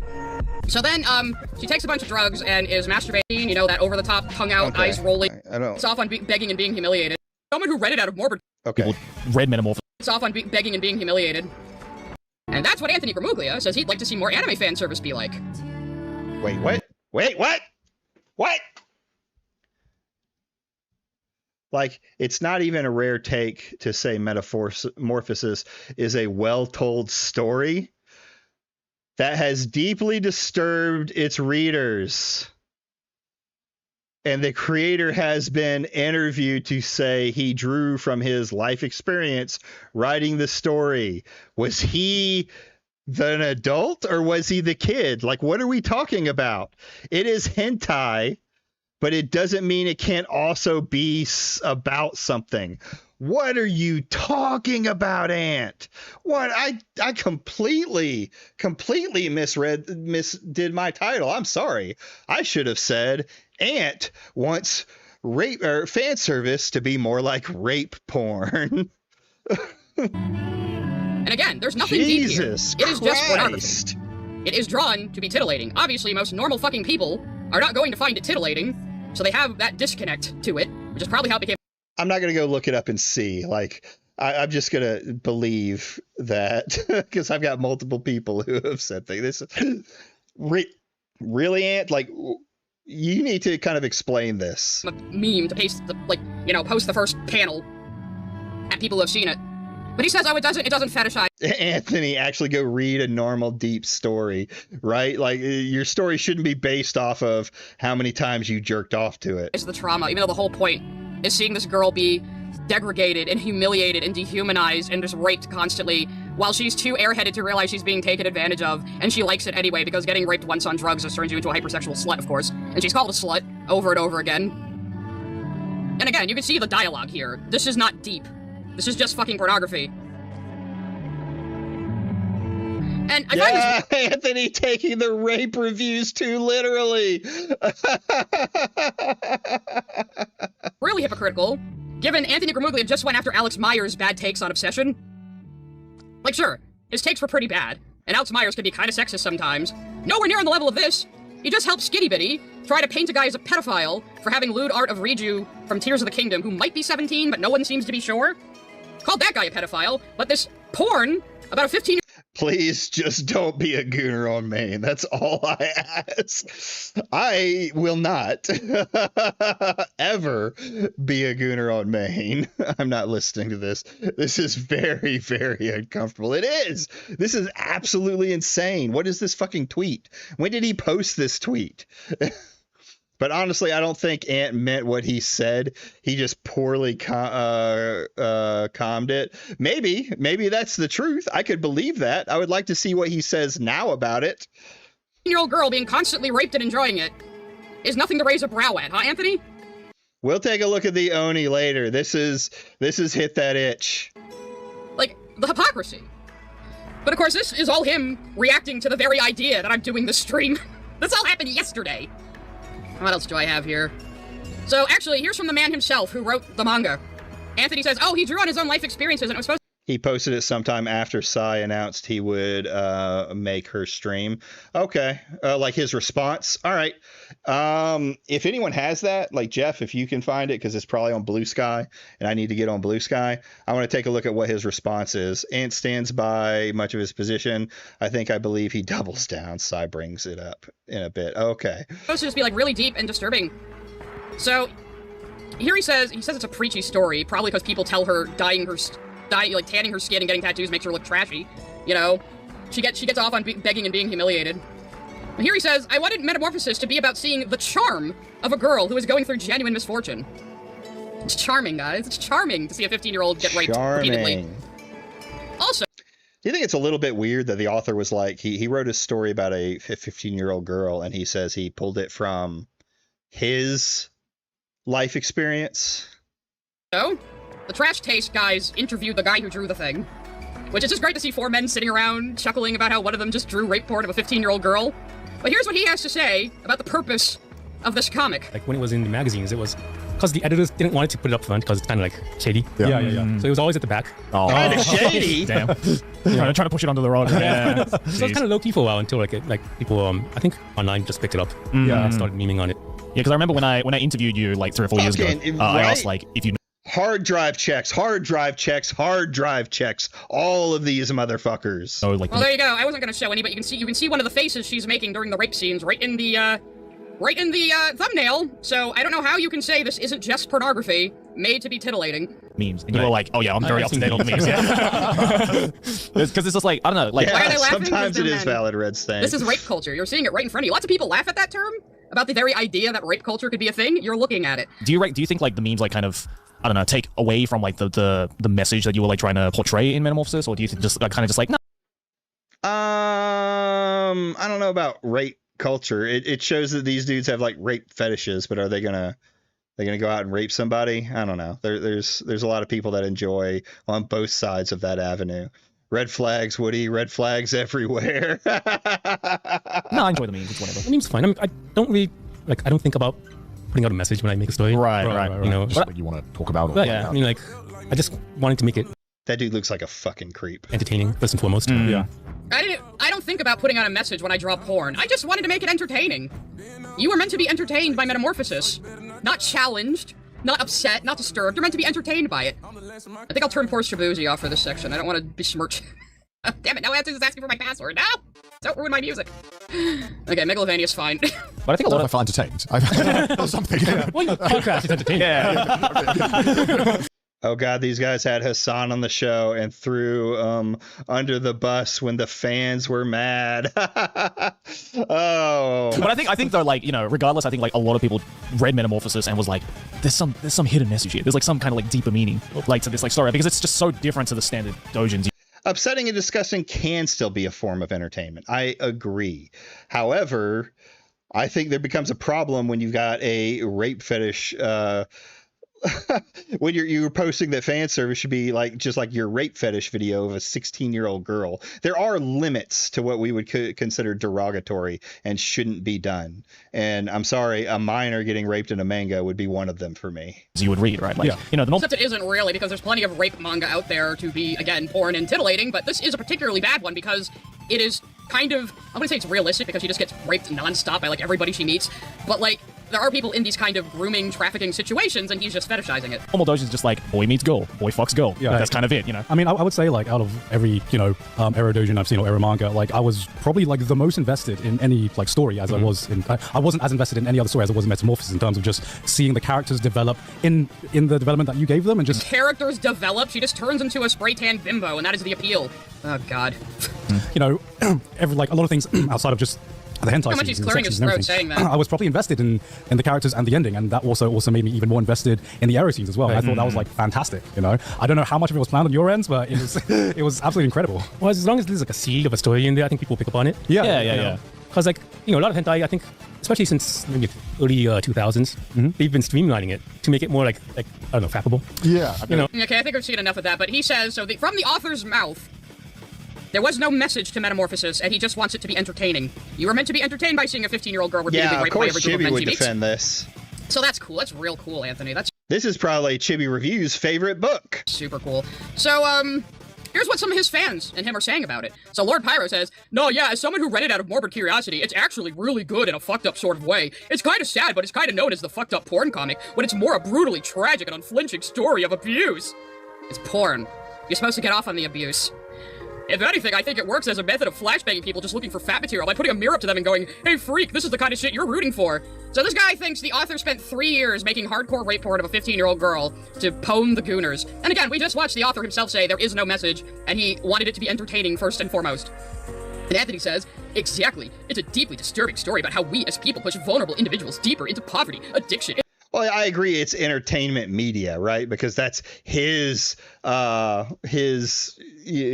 It's a manga. It's meant to entertain people. But who are the people that he is trying to entertain? He just said right there, he didn't make this to be some like interesting piece on dark and gritty abuse or anything like that. He was just entertaining people.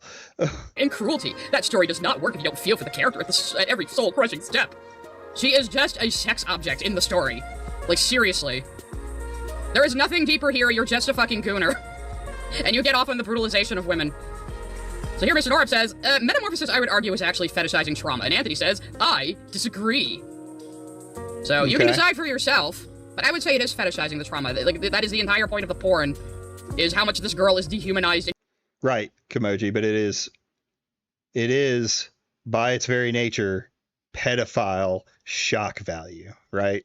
This is not this is not just like something else there. It's not just being shocking to be shocking. It's shocking as a fetish as well. This is fucking deeply disturbing to me. I'm and humiliated and degraded. So here's Kippy, calling me like too stupid to realize it's more than just jork material. And here's Anthony saying, oh, absolutely. She, meaning me, is super sex negative, though. While I have always been very sex positive, I think it's absolutely cool if you have whatever kinks or preferences you want, so long as it's sane and consensual. There's like nothing consensual in that manga happening.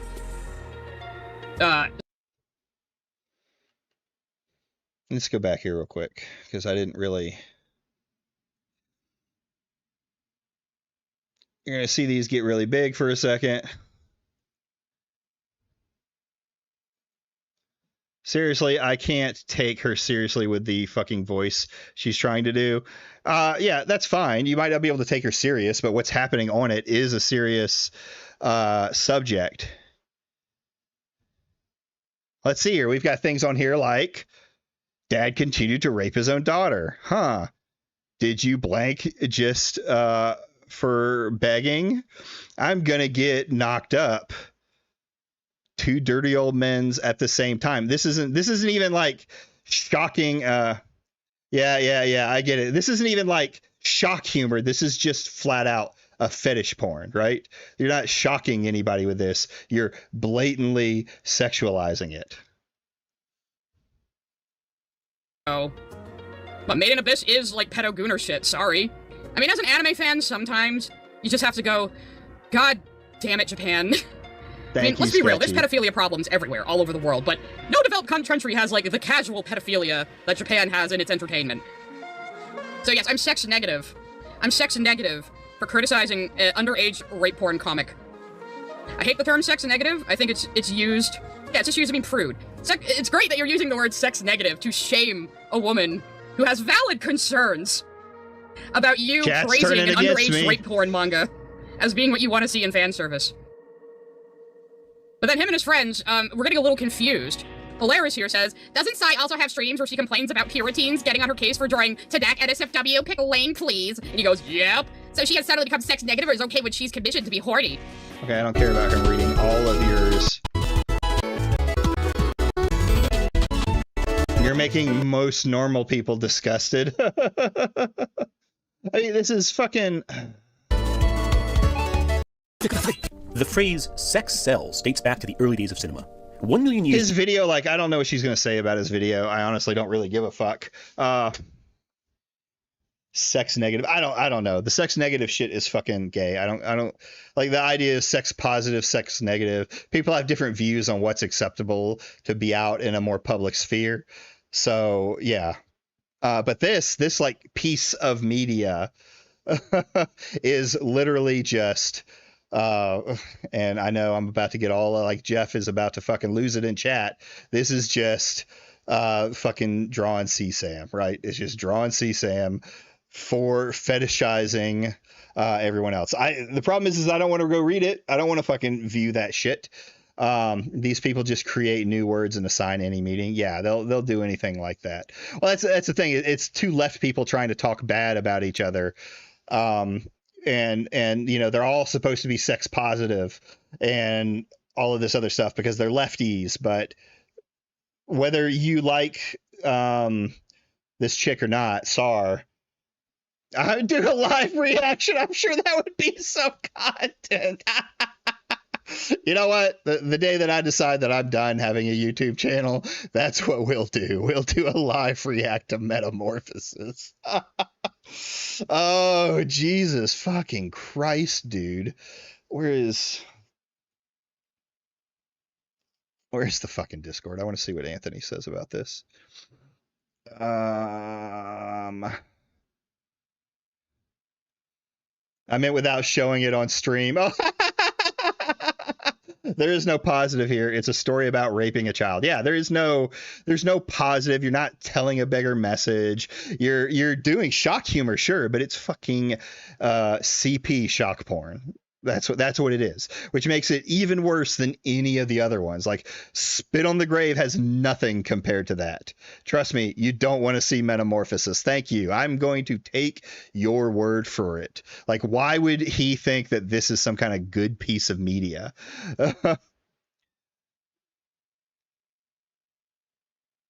That was enough for me. Kamoji's joking around. Kamoji's been on my channel for a long time. He's one of my first mods on there. Okay. Yeah, he goes straight. What?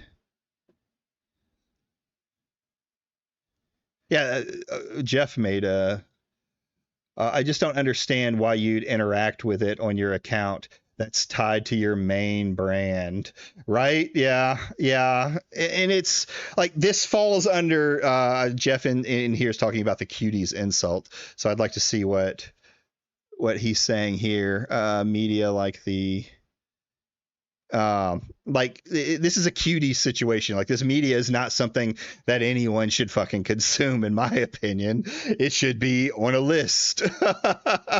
One of the few books that should probably actually be banned, because if you put a live person involved in that, it would be child porn.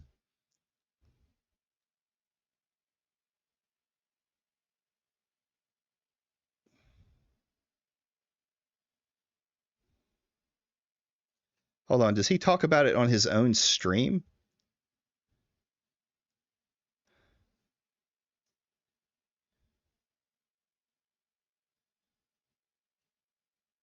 Let me...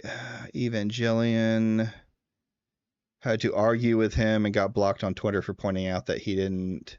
The media and kept comparing Robotech and Transformers. Let's see here. God damn it. The post, YouTube. What would you like me to talk about on stream? Jeff, where are the fucking Leo? I see everyone going hard at Leo in my Discord. Oh,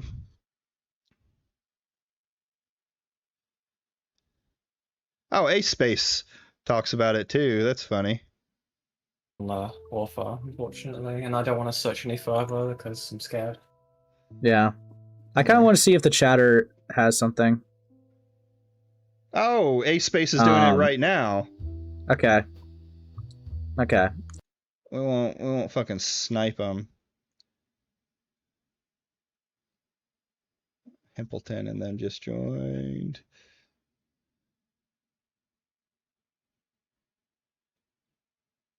Damn it! I need. Also, I thank you have for to the get Blue dono Sky. Sunday I have to get Blue Sky. and Future Nightmares. Thank you for the 2 Sunday, Anthony Thorth. And Yeah, thank you, Ace Space is Future, live for and he's stop talking attacking about Ant. it. He didn't do anything. Yeah, dude, holy fuck. Yeah, we need to stop this sweeping. Okay, this is getting disgusting. Okay, we Yeah. need to stop sweeping Yeah. for child rape comics, guys. This is absolutely fucking. Holy shit. Holy fuck. Yeah. Oh, I'm trying to get up here so I can pause it. Honestly, the whole situation is weird because Ant is pretty homosexual with fan service, but at the same time, he's pretty anti-censorship. Yeah, I guess that's true. But here's the thing: like, why is he standing his ground on this fucking anime, right? Mind you, this group of people play up that they're Avengers going against annoying anti-woke creators. True. On the backs of fucking anime porn rape books. Jesus. Immovable Rock versus Unstoppable Force situation. Ant is woke chibi. They even kind of look alike. Is it anti-censorship or free speech extremist? I would say, like, all right, if we're going with this book, if we're talking about Metamorphosis, you're going to be falling into like the free speech extremist category, not just anti, because anti-censorship is only going to take you so far. If you're going to say that this is okay, a piece of media to just sell, then you're going into the extremists of all things should be allowed, including the you know what. So I'm gonna see if I can find. All right, you know what we're gonna end up doing. You know what we're gonna fucking do. Let me reach out to Futures and see if he has these fucking clips. This just turned into something. Another, ladies and gentlemen, another media critic has hit the fucking towers. Jesus. Yeah. Oh, I am too, man. I'm a huge free speech guy, like huge free speech guy, but I'm not a free speech absolutist, right? That's just, no one should be. I need to get like a little like animation that when I pop up my drink, my head automatically tilts, and that like I should be holding a Pepsi or something like that. Not a Pepsi, a Coke. Coke. Treason. Where is Futures? Holy fuck.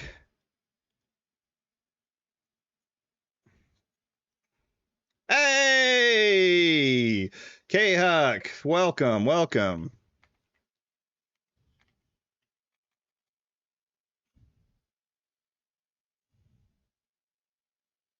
Where did he go?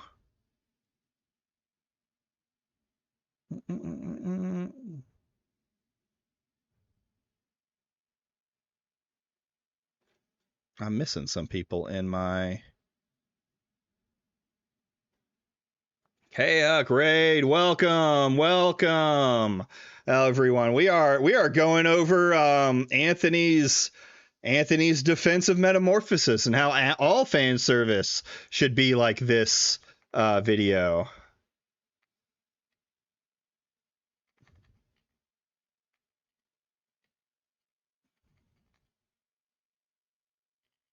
Oh,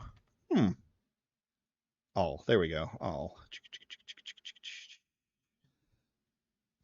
I'm reaching out to right now. Hold on. What's going on, K-Huck? What's going on? I can't stay, but just wanted to raid you. Hey, it's all right, K-Huck. Welcome. Thank you for the raid. Also, just let you know, Anthony Gramuglia has joined the Birdman and Noah and the insane shit that they do online. Oh man, where are you?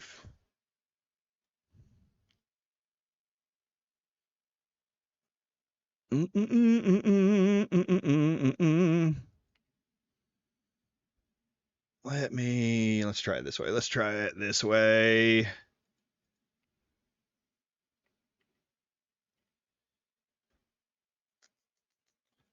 See if I can reach out to him right here. Boom. We will talk about that Wednesday if you want. Yeah, that's fine. I can do Wednesday. So hear that, guys. Wednesday I'll be going on K-Huck show. We'll probably be talking about this. Tony Guglia just couldn't stop. Like I don't know why you thought this was I don't know why you would want to die on this hill, right? All of this probably could have been avoided if Ant hadn't picked a fight with Sai or stopped picking fights with her in general. Of course, and the Birdman. Hey, do you have the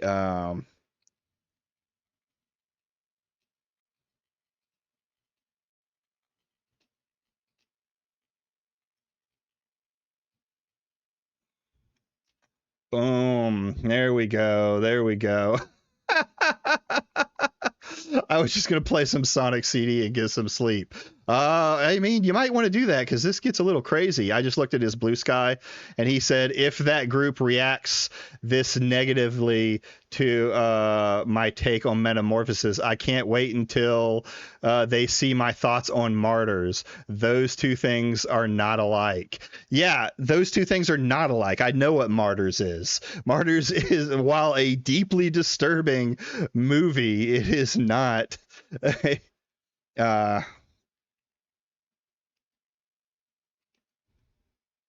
let's see here. Where's...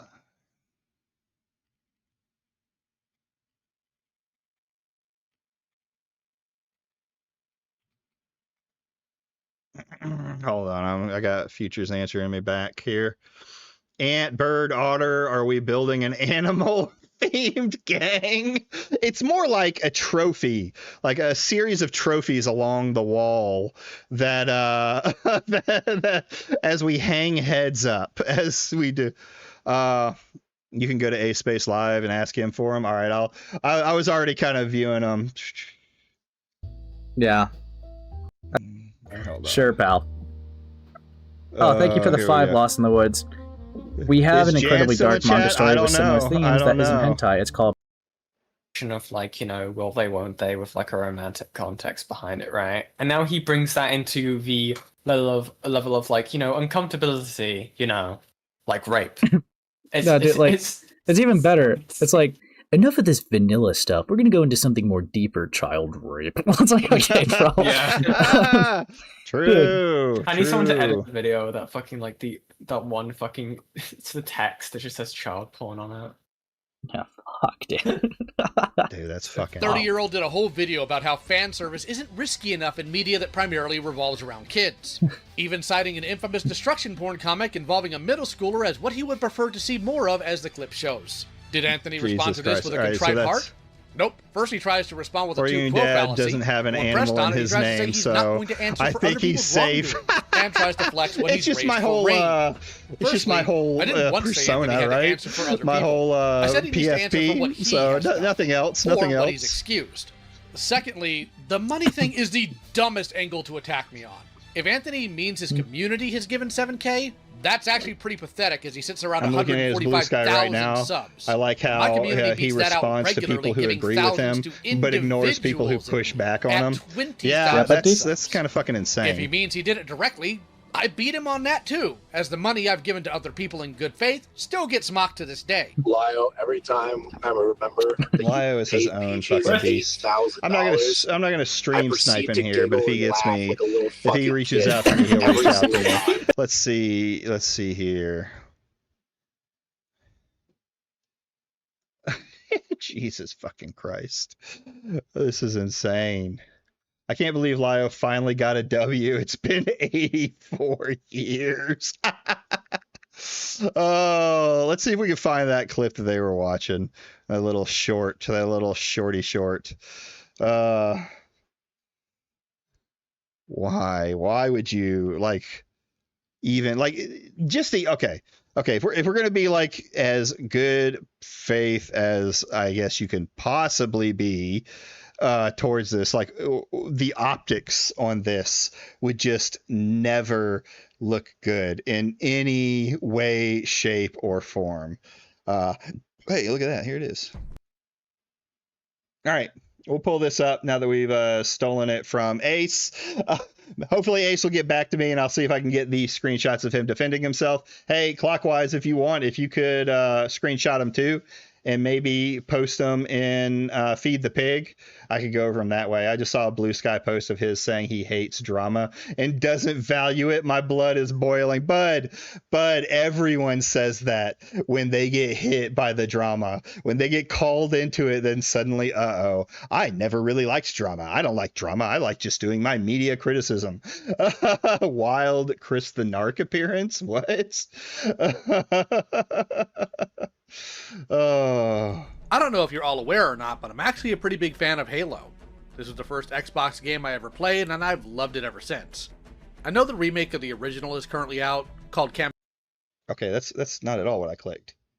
Dishonest... Oh, here it is. Did you do this in Halo? No. And why does he keep getting himself involved in drama willingly? Because he likes it. He likes it. You thought that was Chris and Ark. Okay. He could, because he likes it. That's the same reason Noah did it. They liked it. They liked the attention when they feel like they're winning. But the moment it turns back on them, then they no longer like having that fucking drama on you, right? Oh, well, I don't like it when it's coming at me. It's like someone who tells a joke. I like telling, jokes about people's looks and stuff like that until someone, says a joke about my looks, and then it's no longer, it's no longer funny, it's no longer good. I'm all right, it's official. It's official. With all these freaks getting taken down and all of them having a fucking blue sky, or all these freaks doing stupid shit, and all of them talking on blue sky, I'm gonna have to fucking open up and actually use the dead blue sky.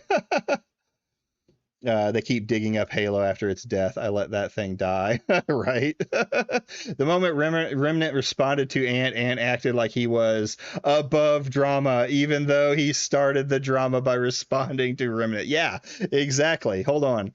I have a meme appropriate for this situation. Let's go. I'm all for edgy jokes until you joke about a group I personally align with. Then it's a problem. Yes, exactly. As some of you may know, I did a stream last night. As some of you may know, I did a stream last night about a media critic who doubles as a social grifter named Anthony Gramuglia. In it, I highlighted his deranged lack of consistent values, like that he's been in multiple servers where adults said sexual things around kids, or where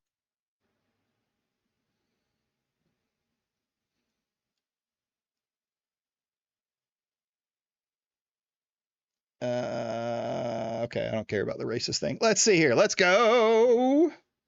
You got a meme for this. Memes.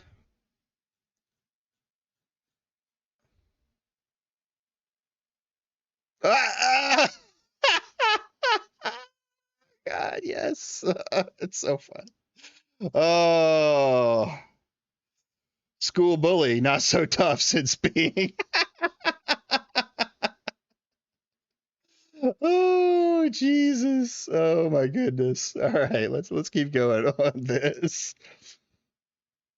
Group I align with. Here is 13 reasons why you are problematic. Where the kids were given access to porn, that he offered to give infamous child predator Lily Orchard $700 to review Evangelion because he felt bad for her, and, well, this. But now, it's relatively safe. Yeah, those first two things I really don't give a shit about, like paying a horrible person to review an anime. Like, I don't give a shit.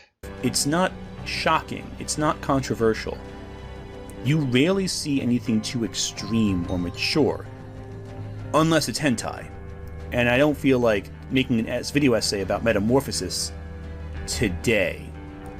But Metamorphosis is kind of what I want to see more in fan service. Really shocking, really upsetting, unpleasant, disturbing, but meaningful. Yeah, 30-year-old did a... Yeah, this guy thinks that this is some kind of meaningful piece of fucking media. Is just insane. And that he wants to see more of it in anime. I remember Jerry Pete back in the day. Yeah, Metamorphosis is not fan service. This child is wild, gang, but it's... I should change it because it's technically wrong. It's not about incest. Well, I guess it is about incest, yeah, because that's kind of the whole point of the Metamorphosis thing, right? I don't know if the screenshots have been shared yet. I could do it, but it's like Blue Sky, though. Only 2 likes. Yeah. Well, let's keep watching this, and we'll see what more we can find out. A whole video about how fan service isn't risky enough in media that primarily revolves around kids. Even citing an infamous destruction porn comic involving a middle schooler as what he would prefer to see more of, as the clip shows. Did Anthony respond to this with a contrite heart? Nope. First he tries to respond with a tu quo fallacy, and when pressed on it, he tries to say he's not going to answer for other people's wrongdoings. Okay, so he tried to use his fan service. That's why people are watching his fan service video, because he's trying to use his fan service video as like, oh, this is what I mean. This is why it's good.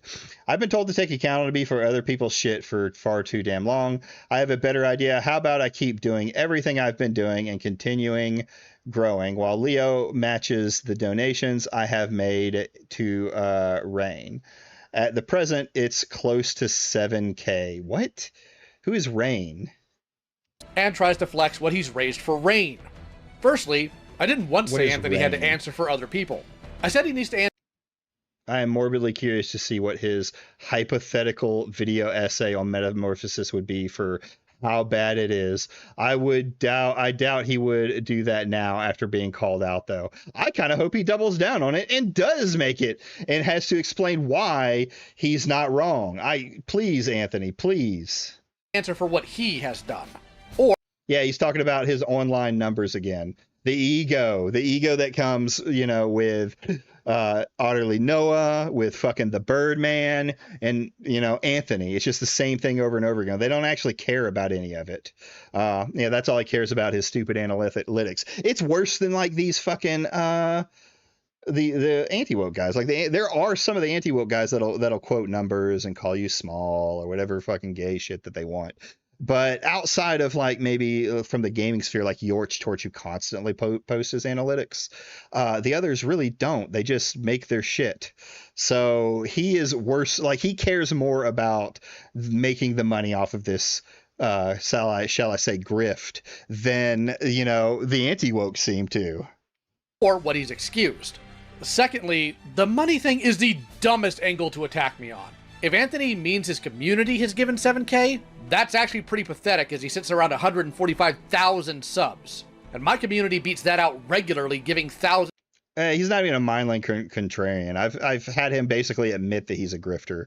He just turns to whatever side is going to make the clicks, and he just tries to say things as shocking as possible. That's all it really is. Right now, he's been doing a thing where he's turned against the old hat anti-woke guys and saddling up a little bit to some of the anti-grifter guys in the space. And it's really just the same ploy he was doing to them. He still says a lot of the same anti-woke talking points. He's trying to fence ride now to pull a larger audience. And honestly, I think it's working.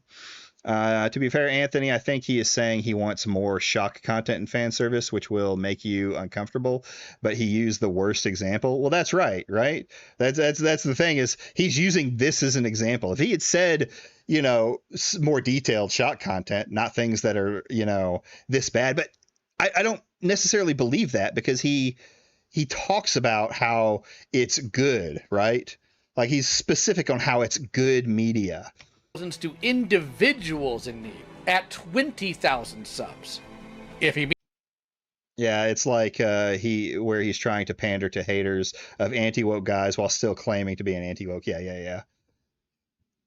He can clarify or double down on his wording. Yeah, agreed. Means he did it directly.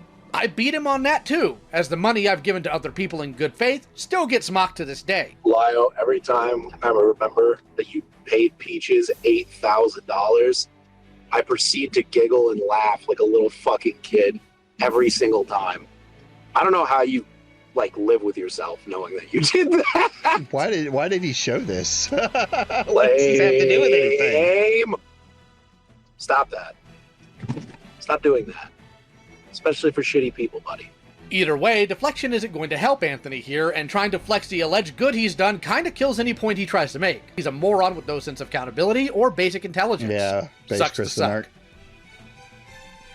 As some of you may know, I did a stream last night about a media critic who doubles as a social grifter named Anthony Gramuglia. In it, I highlighted his... Okay, so that's the... I don't know if you're all aware. All right, so... what do you even say about this shit? Twitter slop.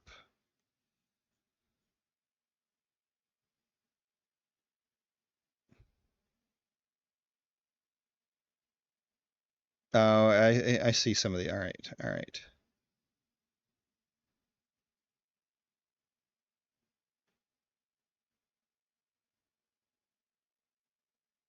Let's see here. Anthony Gramuglia. I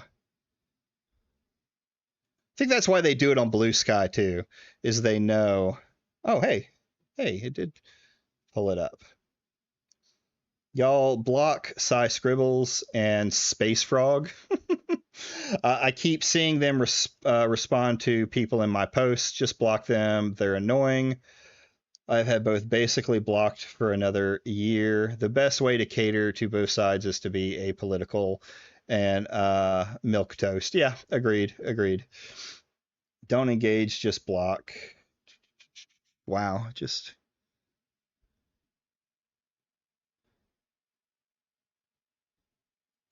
Oh, here we go.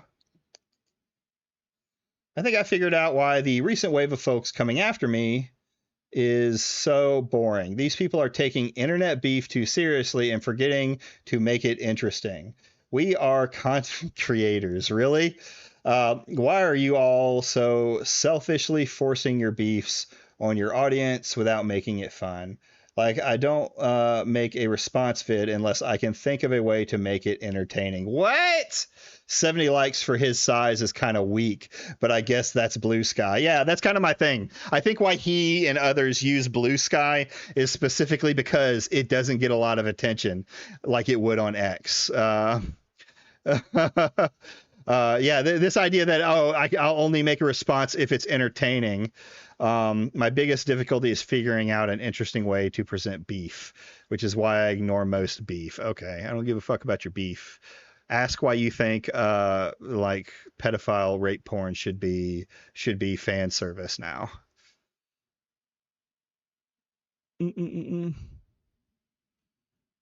That's what I want to know. I want to know why that should be a thing. Take your own advice and don't engage with Sai if you don't want to see her, right? Right? Let's see. Oh, of course it won't. Of course it won't.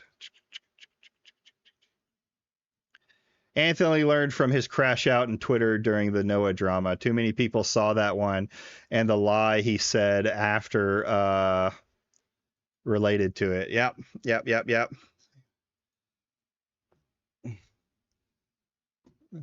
This is... I didn't expect it to be that bad. Jesus Christ, I didn't expect it to be that bad. Fuck me. Like, you ignored Oddly Noah Discord leaks that implicitly implicated you in covering for him. Yeah, he only leaked what he thought he needed to get it.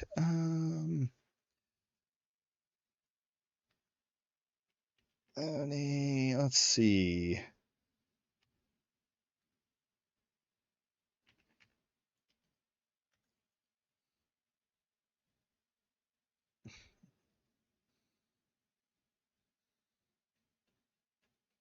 I don't even think oh, that's why, because it's not Anthony Gramuglia. Oh, he doesn't even come up when I type him in. Did he block me? Did he block me? Oh, so we're kind of winding down on that for now, and until I can get a hold of some of these posts. Let's see here.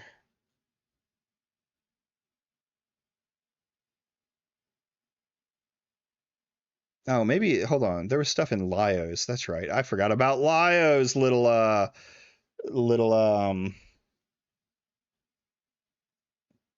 group video. Oh, for that shit. Because I know, and like, if you play like things like The Evil Within, like they censored the death scenes. Or a classic example is Danganronpa. I'm gonna burn myself. You're gonna burn your history. All right. I'm gonna Google it myself. Thank you. Oh, Jan's Googling it. You're talking about Ant? Yes, we are. We're watching his anime, his Optic Nightmare anime thing. What was I gonna say? Oh, Danganronpa. To get the scenes, they're like, no, we're not going to scale back. We want these brutal death scenes. We're gonna jump on here with sure. We're gonna jump on here with Wendy. It's like Wendy, Furry, Jan, and someone else who I don't know. According to Reddit, it's a slice of life hentai or borderline hentai. Oh, okay, borderline hentai. Borderline. Is that what Is that what Monster? Okay. So to be clear, when you have to say something is borderline porn, it's porn. Okay, we all know what's up. I think just join. You can join anyway. This is a no rules, road rules. Yeah. How you doing tonight? August here. All right, I'm pulling up. How you doing tonight? I'm doing good. How you doing? You got Can it. you hear me? Yeah, there we go. Did you watch this too? Did you watch the fan service one? Yeah, I watched through portions of it. Like, there's a whole bunch of it that just doesn't fucking matter. He yaps like there's no tomorrow about shit that's not even bothering. Like, we were the subject. We were joking about like essay reviewers, and they're like, they always go off some crazy tangent, and then he's like, the first nudity was in the year 1 million BC, and it's like, he goes like, oh my god, we were just joking about that. The first fan service was when the leaf on Eve slipped off of her titty. Yeah. Oh my god. Oh man, yes, we were talking about Anthony Gramuglia and his idea of what fan service should be. Look, to quote, there's a lot of mileage on this one. To quote Mandalore Gaming, can we stop discussing children? Just a rule for the internet. Yeah, I think that's a very good fucking point. Like, this just seems easy. Let's just not have children on the internet. Ban them all. There, Kamoji's got it right. Anthony Gramuglia. No. I've heard Gabagool. I've hauled Anthony Garugamesh. Is really funny? I think Gabagool is the best one because the Sopranos reference as well, right? Anthony Granova. I don't think I've ever said his name properly. It's Gramuglia. I'm pretty sure. Yeah. I don't think I ever will, though. But You're making the conscious decision. What is that from? What nationality? Like, what Italian. is it? Italian. Oh, it's Italian. So funny. That's pretty wild. So what do y'all think? Can you not tell? Like, wait, could you not tell that he's Italian American by the accent? I can. Oh, yes, that's New Jersey. Yeah, true. It's Optics Nightmare. It's completely cooked. It's like you shouldn't have. This is a video where you have to listen to the you have to not listen to the voices and not make this video. Okay, that's my advice. It seems like a pretty simple thing to do. Like, you open this manga and you read it and you're like, yeah, this is deep. I really want to make a fucking video about this. It's just like this is what I was saying to Wendy. It's like, look, even if there's nothing wrong with it at all, there are just some conversations that you could be completely in the right on everything and you will lose the argument no matter what you say. Like, you can be objectively correct. You can be objectively correct, but nobody will give a shit because the optics are horrible. It's kind of like arguing the definition of pedophilia, right? Do we use? Reference. Oh God, fucking Kamoji said the manga is not the only thing deep. I'll tell you that much. Oh my God. And when made a good point. Like, fan service can be good, but most fan service is just pervert shit, especially nowadays. Yeah. Yes. Jeff. Again, I think we were just talking about the Street Fighter thing where it's like implicitly. I just trust implicitly everything Jeff says on this topic for obvious reasons. Monster Musume is about disabilities and treating people with respect. Okay, sure, fair enough, whatever. I was wondering. That didn't kill me. So Jeff, that's where Jeff has been. I kind of expected him to start like fighting the defense in my chat, but he was like oddly silent. He's over here chilling. No, he's like here to tell me, the person who doesn't know anything about anime, to explain to me when people say shit like ecchi, what that means, because I don't know what Dewatra and Jeff, both of you, I appreciate you. I'm sure you're knowledgeable. You need to understand. I have no fucking clue what you're saying when you like dropping terms like this. I'm just gonna be so fucking for real. You may as well be speaking Greek.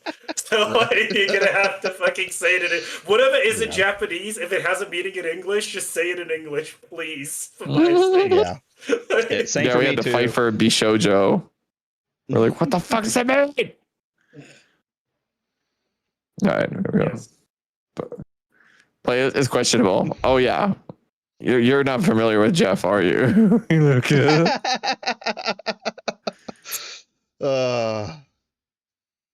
Yeah, Jeff has a history with our channels. Yeah. I was actually the one who first debated Jeff. Jeff, Noah's Last Oh yeah, Defender. we were watching. That was the time we were stream sniping you. Yeah, we were watching that and dying laughing. Y'all were. I remember being like, "All right, I'm gonna finish up stream," and I made my announcement, and then I happened to look up, and all of y'all were in waiting, like just ready to dive in. I was like, "Ah." Because we were avidly watching the whole thing. Oh my god, crazy night, says, dude. Jeff's character arc is pretty crazy, not gonna lie. Yeah, he went from Dude, for real. From defending Otterly Noah to being extorted by Otterly Noah. And wanting to see otter blood on his hands. Yes, He's the like blood. the blood. fucking Christian Bale's character in that like shitty Thor movie where he was betrayed by his god. So like he like lost his mind. That's right. So he decided to get the God Killer sword. Which just happened to be his DMs. Oh my god, you're right. Oh man. Yeah, how are you supposed to know which one is is there like a big database somewhere where it's like this one contains X and this and this and this? Probably like how are you is. supposed to know? Well, I mean, they reference Crunchyroll. That's like the anime It's gotta be- oh, Netflix, right? shit. Surely they, because you have to imagine that like all of these terms that they're throwing at us, layman retards, are like actual genres, right? Yeah, like searchable tags. Yes, tags. Keyword. Yep. I just Nope, Sword Art Online. Oh, Sword Art We were talking about that Online. earlier. Sword Art Online, the whole genre of I'm stuck in a video game is just boring to me. I don't know why. I've said that too. Though I hate isekai ones. Yeah. My family is trying to talk me into reading not my family, brother-in-law, sister-in-law, people like that say I need to read Dungeon Crawl. Apparently that's really good. Oh, I don't think I've heard that one. I think it's American made, like it's not a Japanese one. It's not anime, it's Oh, a book okay. series. But they're making a TV show out of it. Yeah, it's been getting super popular.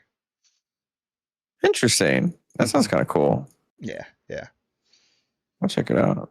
So, but I've tried to read some of them. Like I've tried to get like back into anime, and I just can't. Yeah, I King of the can't. Hill It's is the like best. 1 out of 40 anime or whatever. Then I'll be like, yeah, it's true. No. The best anime is Cory in the House. That is also a good anime. My personal favorite anime is fucking, I don't know, Prestige. It's my favorite anime. Prestige. I haven't seen The that Prestige. one. That's my favorite anime. Oh, Christian Bale and The Prestige. Yeah. Kamoji hits up another banger. The Boondock Saints is the best anime. True. Oh, yeah. I'll say this. I really enjoyed. It's your stupid fucking rope. And it's probably gonna be like a milquetoast take, but like Full Metal Alchemist was one of my all-time favorites. I can watch that one. I thought Brotherhood was good. Brotherhood. Wait, which one? Brotherhood or the original one? Yeah, the original was like, I don't know, all over the place, but the Brotherhood was good. And concise. I think the original went on for like 60 episodes or something, but Brotherhood was like 26. That's it. Done. True. Oh. I was supposed to play there, but it didn't work. Are we hearing it, or are we just watching the animes go by? Wait, can you not hear it? You need to turn it up. Oh, I need to. Yeah. I guess that makes sense. I am probably. Of course, it's me. I'm always the problem. There we go. No, don't say that. We're all the problem. You are the problem. Kill yourself. Yeah. That's right. It's over. It's over. Hold on. I'm switching to my AR. You got it. We're gonna. Yeah, I got it now. I can see it now. Nice. Old for an anime fan on the internet. I'm in my 30s. Most of the shows I'm championing on here Oof. are adult and mature relationships. Unk. Age stories. Have they been? Not so much the shameless fan service you see season to season.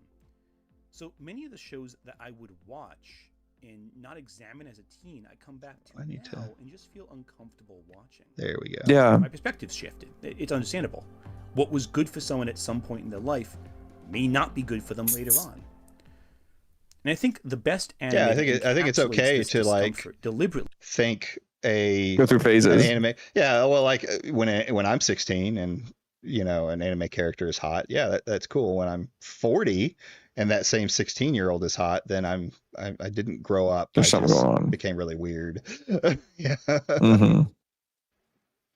Yeah, like my problem with this is like the thing. It's like, man, if the whole video was just to say, I like when story good and not just like titty bait, and now having grown up, man, a lot of the stuff was titty bait, but at least there was like, from what we were exposed to in like the 90s, most of the stuff that came through that had titty bait, because it had to go past the censors and the filters, like just organically. Mm-hmm. It was like the better tier shit, and now it's like unfiltered, and it's all of the bad shit, as well as like some of the good shit. And makes the good shit seem like less proportional in volumes. That seems like basically the argument, but it's like, man, just say that. And you said it in the least autistic way possible. We don't need the Arrow Manga Sensei review to be fucking inserted into the video, okay, bro? Like, let's just be straight. Agreed. Is a Gynax series. The one that I got it turned up, mouse. Kimoji.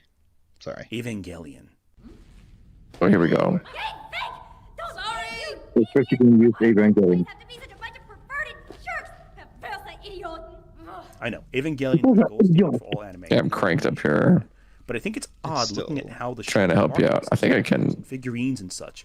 Yeah, I can turn it up on my side And too. don't worry, I'm not gonna Okay. put any passes at him. Of course you're not. How could you even think of such a thing? You've got no shame at all. Some people don't have any sense of humor. Ava's How's that a joke? End with Misato promising fan service that doesn't ever come. Instead, we get goofy scenes early on. Huh. That I wanted to make a best of that joke. Less and neither do you. Misato Sorry. He did by the hospital bed. Around her apartment, entertaining. Misato opening up to Kaji about how she uses sex as an escape from her personal problems. And drinking. Seeing Misato using sex as an escape. Voyeuristic. Invasive. What was charming soon becomes a very unpleasant reflection of her inner turmoil. So wait, hold on. Shows about the end of humanity. You can't switch from English to Japanese like that. Either pick one language, dude, or don't play it at all. Yeah. Unless like the line he wanted was specifically from, I don't know. That is some kind of strange. If you like download all the footage for one thing, like I don't know why it would flip. He just probably randomly grabbed clips. But Misato was also an adult. And I'm just gonna say right now, the Netflix version is, in my opinion, better because it's more faithful to like to the Japanese dialogue than the OG English dub. Yeah. Oh, gotcha. I got Callisto in the chat. What's up, Callisto? Apparently, the Oh, author shit. of Dungeon Crawler Carl hates Drinker. Interesting. Wasn't there a thing about movies, like or- Drinker being in the was, audiobook? He was in the audiobook, and the author, I don't know if he removed it or just disavowed it, which is like, I mean, Who cares? What the hell is this connectivity, dude? This is crazy. Yeah. I could give a shit less if like you didn't need to tell me the guy you didn't like the guy or disavowed the guy. Just Yeah, it doesn't like you don't win any. You don't win as many brownie points when you like the people like but the most famous one, or the one I think of all the time, is like BB No Money like editing out Asmongold from like the streamer video with all the streamers in it. I'm like, okay, dude, like no one gives a fuck. Like no one cares. I'm gonna fucking say BB No Money is so fucking cringe. Like that dude is like made of cringe, and I have no fucking clue why he's popular. He's like made his stuff off the back of like being cringe without excuse, and now he's being cringe a different way by trying to be like, I gotta be as popular as possible and gotta do the right thing all the time. The only thing that I know about that guy is like he's like the only reason anyone knows him that I've talked to is because he's like hanging out with this other person who's actually famous for like being talented and competent. And it's like, oh, and BB No Money's there, I guess. It's like, all right, dude. I'm like, that's one way to do it, I guess. I don't like Asmongold. Again, yeah, I don't like Asmongold either, but I don't think he wins any points for like editing him out of a video that's already shot. Like if Asmongold's in the video, I really don't know how much of a Yeah, I don't know how much that would make. Right? Like, Yeah, water hates essence gold. Yes, he's a. If you're gonna purity, like if you're gonna like bow down to anyone who says that they don't like somebody and something that you've done, you're gonna be doing that your whole fucking career. Just forever, Yes, exactly. If the internet told him to do it and he did it for that reason, then you're in trouble, dude. You're in trouble. Komoji asked a very important question too about Ant. What's his IQ? Like curious minds. We don't know. I don't know. We need to see the bell curve. Yeah, what's his? Well, no, he should ask Birdman. He'll diagnose him, bro. He knows the guy. That depends on how stupid their actions is and how they try to, excuse that. No, we need the numbers. We need the numbers. You can mix I know. Test. I'm just saying how we can find the numbers. True. The only acceptable test is realiq.com. realiq.com. That's yes, what exactly. That, dude. Yeah. That's what I'm hinting at. I'm sorry. That's actually a thing that I didn't get to just rant about in relation to that guy. It's like that's so fucking. It's like, oh man, it was a paid IQ test. I've had I had to have it's a scam, bro. IQ test done at one point. You're in a building with scientists and you're there for the whole day. Okay, that's how your IQ is actually done. It's not some bullshit test online that you fucking do, dude. That you can probably take as many times as you pay for it. Which we know that you're quite affluent. So I don't. And then the bottom line is just who cares? IQ is a measurement of your ability to comprehend and internalize information. That is the principal main thing behind IQ. There's multiple ways it expresses itself, but I thought we were kind of also on the pattern right recognition. path. No, that's what I mean. It's your ability to absorb and understand. Well, that's what pattern recognition is. It's your ability to recognize and interpret information. That's that's the main thing that is testing. And I thought that we were on the right path as a society towards understanding that that is not the sole way that someone can be intelligent. There is more. Can be valuable. Valuable as well. Yeah, there's more to intelligence than Jeff's killing me with the. I took an IQ test with blocks once. People can be pretty low IQ or high IQ, and high IQ people can still be retarded. Okay, just because you have a high IQ doesn't mean that you're good at arguing or you understand information or you're capable of it doesn't mean you're able to understand information, but it doesn't mean you're able to make solid arguments or that everything that you say. There are some, Mencius Moldbug, that, fucking retard, Curtis Yarvin, he's probably really high IQ, but he doesn't mean that he's not retarded, in terms of, politics and shit like that, for example. There's no number you can put on intelligence. And if you're, hiding behind an IQ test to say you're smart, dude, that you get minus 40 points for that. Right. Yeah. The only thing I've ever seen be useful for IQ test is to be able to tank ADHD through high school until you get to something that's actually challenging. Yeah. Just tank ADHD. It's so funny, dude. I'm just fucking. I'll just take the GED in general. Right. Yeah. The GED. Yeah, the GED. Just get your GED. Yeah. You could Ugly take. Noah has a GED. Look, Ugly Noah has a GED. That means any motherfucker can do it. Okay. He's working in the film industry. No, wait. Well, not anymore. Well, no, he's searching for a job. I know. Yeah.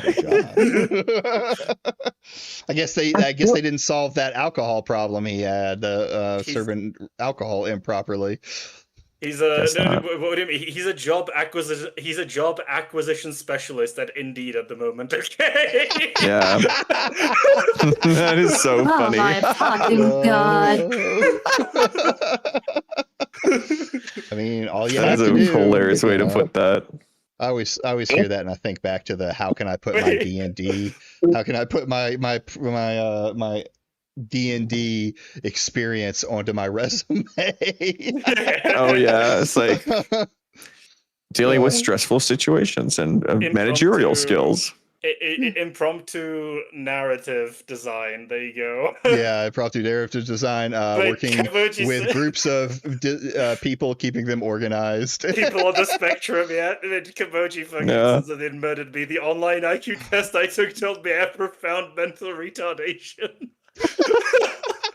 That's just the result. Is profound mental retardation. It doesn't give you a number. There's no number. Oh, number, Jesus. Oh my lord. Komoji did say though, hey, there's a positive to IQ. The real IQ is if you pay for it, you get a plus 20 to your score. True, yeah. True. He's on. This is pay to win. Yeah, I was gonna say Batman is on that pay to win IQ, dude. He's fucking.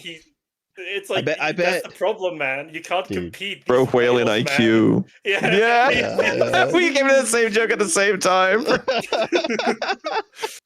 you know, he has the certificate printed up and hung up somewhere. Yeah, around his dude. No, house. it's not even hung up. It's in like a fucking nice frame. Well, the thing is, you know that he never fucking achieved anything educationally. Because, like, I don't know, man. I feel like if I were in your position, I would say something like I could say I have 2 master's degrees. But like you can't say that. Master degrees, that's crazy. Yeah. Master degrees don't mean Or shit. it's paleontology and the. Real IQ test live What's your right real now. IQ? What's my real IQ? How much is a real IQ test? That might be funny to take one live, but then I feel like it would just be Xander Hall. I'd just get like 90, and I'd be like, God damn it! And I have to like call my mom and be like, you lied to me in high school or whatever. Dude, that's the single funniest stream I've ever seen in my entire life. I would not do a live stream of taking your own IQ because it already makes you look retarded. Yeah, there's no way to win that one. Just put your IQ out for the whole world to see. Well, no, I mean, I think Beckett said it best. Hey, Birdman, if it's true, if you really have 141 IQ, which is like what, like the 99th like percentile, like third deviation, like standard deviation over, and you're spending your time fucking arguing with shitters on the internet, that says more about you than it says about the shitters, man. I don't know what to tell you. Like, you're still a retard at the end of the day. If Future like got you to bend over, dude, it's Jover. Yeah. Why aren't you curing cancer, asshole? Get raped, dude. Holy fuck. 141 IQ failed as a voice actor, by the way, according to Mike. Has 2 voices, gruff guy or like other guy. Other guy. I forget what the other voice was, but there was only like 2. The gruff guy to me is forever like second puberty. That's what it should be called. Like, oh my god, second puberty. You can't forget the very bad stereotypical British gay voice. That's true. Yeah. I mean, Callisto asks, say, best pizza chain? Best pizza chain? Question mark? Papa John's. Papa John's. Oh. I'm a Papa John's supremacist. Yeah. No, I gotta go Hungry Howie's. I gotta go Hungry Howie's. It's like I don't know what Hungry Howie's is. Is that a local chain or? Yeah, maybe it is a local chain in the South, but what they're like famous for is I think I've heard of it before. They do like crusts differently. Like I get like a Cajun crust. You can get Asiago cheese crust. Cajun crust sounds good. Oh yeah, it's good. You can get just all sorts of different things on your crust. Dude, so when I was at my girlfriend's last time, we ordered Papa John's, and she fucking ordered like the one with she likes pineapple on pizza. Okay, it's a pretty serious issue in our relationship, but we're managing it. Okay, yeah. But like she didn't fucking finish it. She ate half of it, and then I was driving home the next day. I was like, yeah, you can take it with you. I was like, just take. I don't like pineapple on pizza. Just take it off. And I was like, dude, Papa John's fucking they put the pineapple into the cheese, so it's like landmines. So like I would try to take it off, bro, and there would still be like 3 chunks of pineapple in the pizza. And like, what the fuck is this? And it'd be yellow like the cheese, so it's just impossible. Yeah, just. Oh my god. It's just it's also, Komeji, end it now. That's a red flag, and that's like the worst red flag you can have is pineapple on pizza. Yeah. I'm glad you're working through it, politics is not as bad as that. Oh, she's a full-on like MAGA you're kind of right. Conspiracy theorist. Yeah, that's fine. Oh, she likes pineapple on pizza. I dated conspiracy theorist once. So I was gonna say, Convention makes an excellent point. The test is how long you spend doing the test before you realize you have to pay to get the result. I mean, yeah, like realistically, Birdman. Realistically, Birdman, we all know your IQ based on the fact that you took a fucking paid IQ test online, all right? That's all we need to know about your IQ, motherfucker. I posted it on Twitter like it was a flex, dude. Oh my god. Like it's sure. Oh, the fact that that's what he had to you do. know the saying, words mean nothing, flesh carries weight. Like, same goes for actions, bro. Like... Yeah. True. Oh my goodness. God. All right, we're almost done with this sucker. I mean, it's not like at the end it's gonna be like, oh wow, this could optically make it better. So with the youngest character in the cast. I think it was JK. Hold So this is on. the scene that we were talking about. One more pause. Callisto is shooting shots at you there, Jan. He says, I'd rather date a conspiracy theorist than someone who likes Papa John's. Okay. That's fucking wild.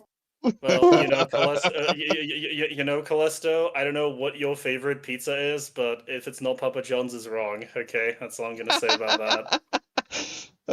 He's gonna completely switch and go over to Noah's side over that. Better be careful. the Papa John's one. Hey, you know what? Hey, you know what, Callisto? Utterly Noah was right to copyright strike, you motherfucker. Okay, kill yourself. Whoa! Oh, we disavow that here. We disavow that. But it's fine. It is funny. It's very funny. It's like the scene in fucking Game of Thrones when Ned Stark goes, I followed you into war twice, but I can't follow you now, dude.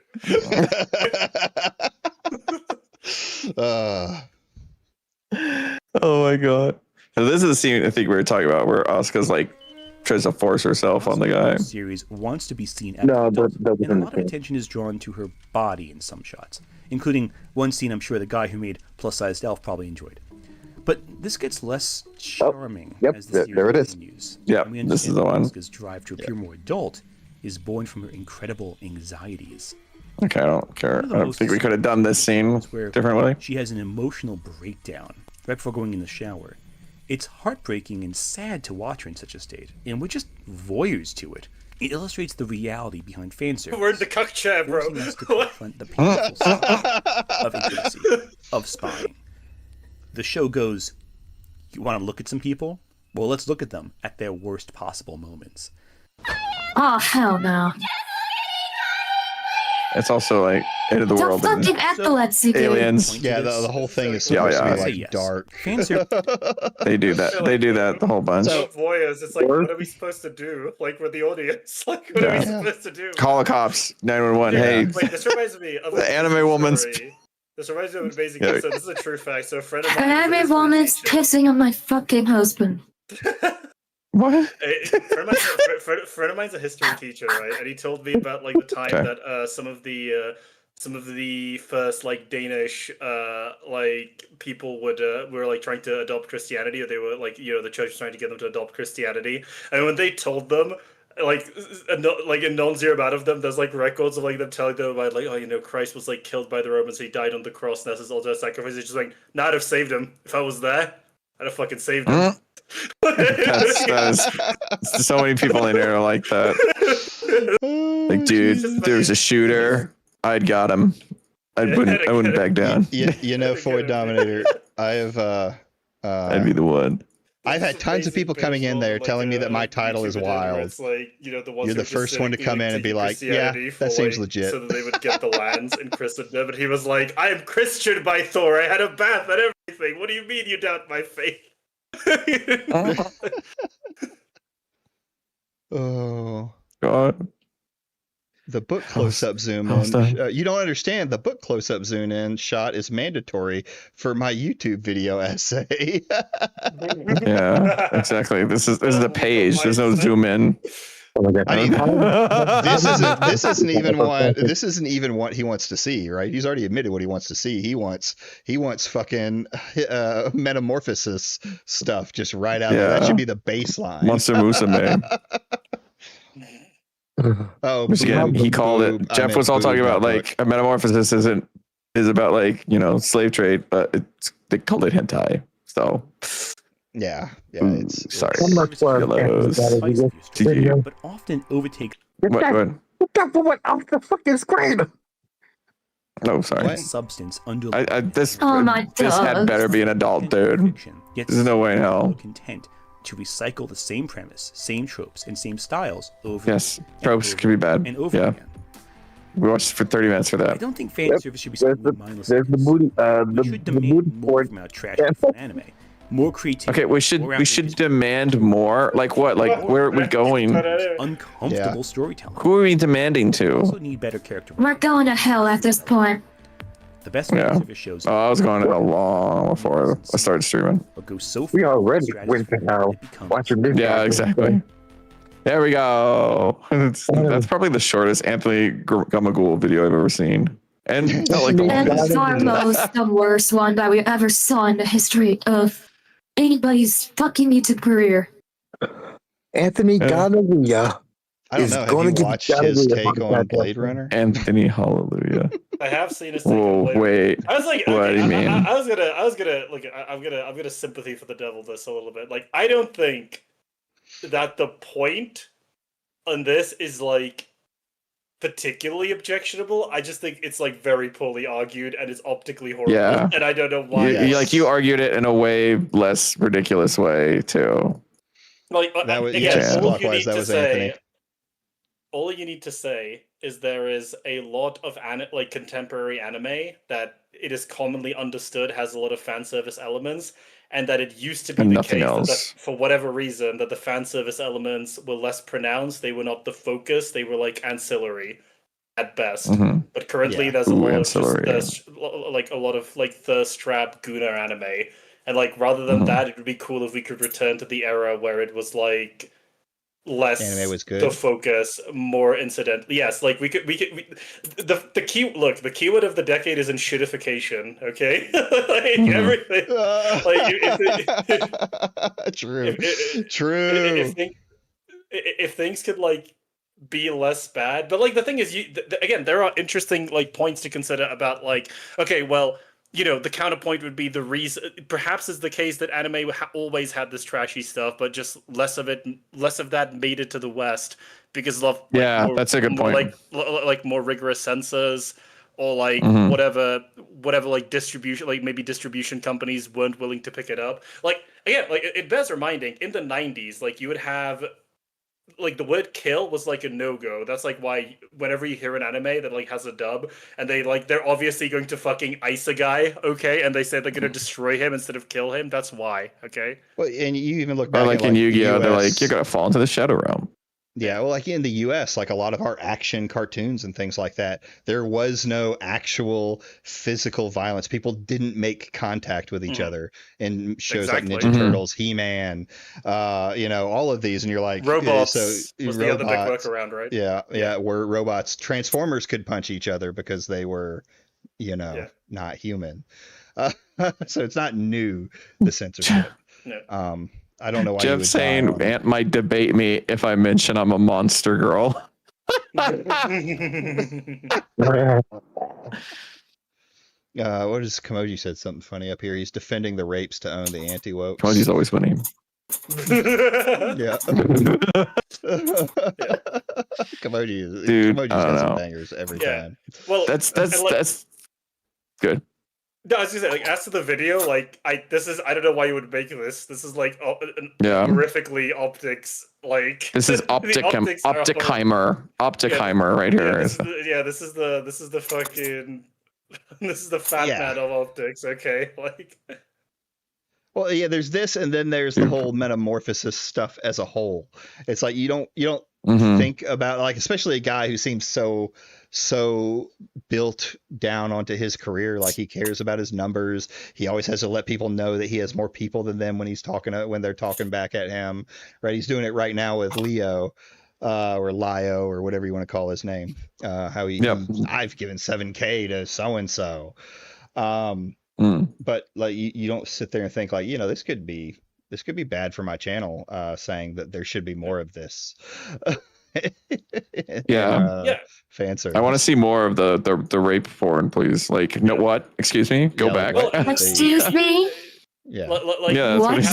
He has a That's metamorphosis. Oh my god. I'm so glad you like watched that Yen debate, or at least the part of it where like he admits that he puts his foot in his mouth. Like, yeah, he does. Dude, it has not come out. It's living in there. It's just permanent foot and mouthitis. It's like, well, I mean, he also, I said this, like, my thing, because I still, like, I have as far as I'm concerned, I don't have like beef with Anthony or anything, right? But like, I've said it multiple times. He has a bad case of the Twitter fingers. Okay, you gotta put that shit down, man.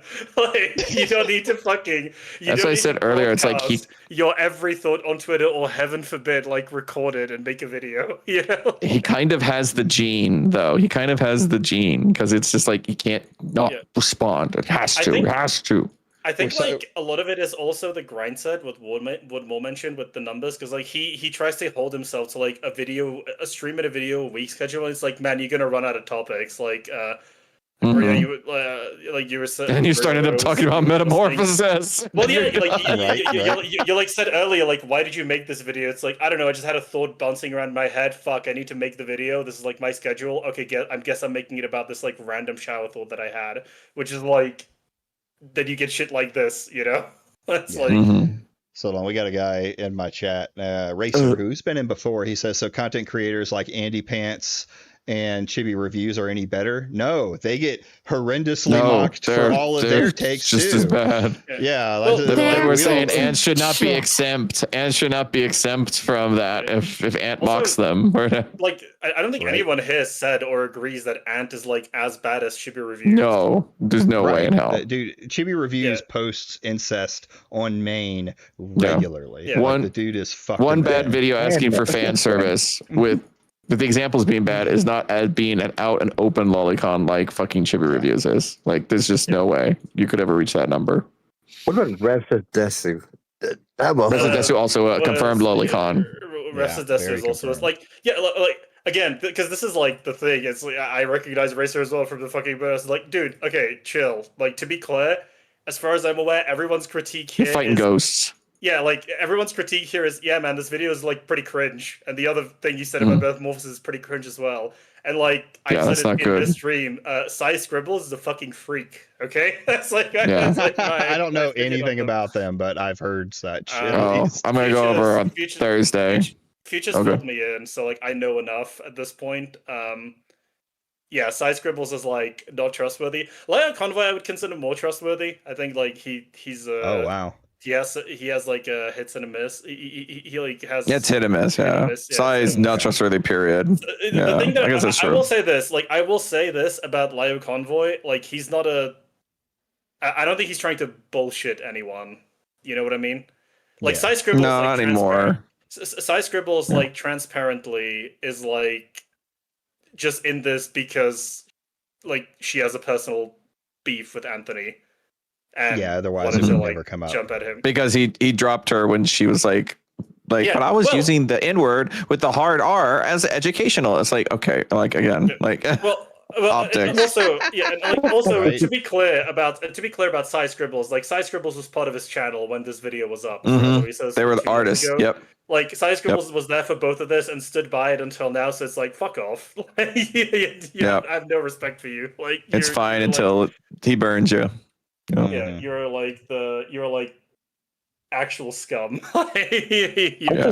She's really bad. Beckett's spot where I think this person sent some CSAM or something like that, or CP or some shit like that. I forgot. I had to look at the message. Well, excuse me. She went on Beckett's stream, like basically trying. Oh yeah, I was like, you're not a friend. Network. Basically trying to gaslight Beckett into like picking this British runner, like also explained the situation. Like, she went on Beckett's stream and like want to basically force Beckett to like choose between her or someone, or like, I don't know if it was Anthony's. It was a guy in a different server that was under another guy's in a secondary chat that wasn't even related to this guy, made a rape joke. Yeah. That was what happened, and she's like, "You have to disavow that. You have to disavow that." Or and he's like, "You're fucking crazy. You're fucking crazy." Yeah, I mean, so besides the fact trying to make like Beckett disavow anybody. Okay, so here's the message here. Hey, God forbid, you can't make that man do none. Yeah. Multi-layered gay ops. That's what it sounds like. Wish the grooming victim to be groomed by her enemies. And what was the last one?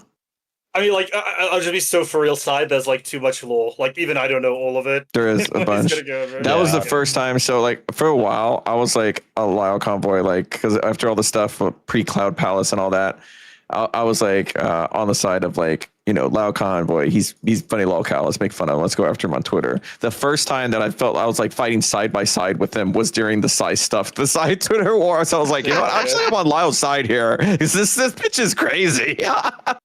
Oh, and the last one. It's funny that Lio Convoy, of all people, like says, because that is also just like and this is, to be clear, I'm not saying that makes his point not true, because that's not like how funny coincidences work.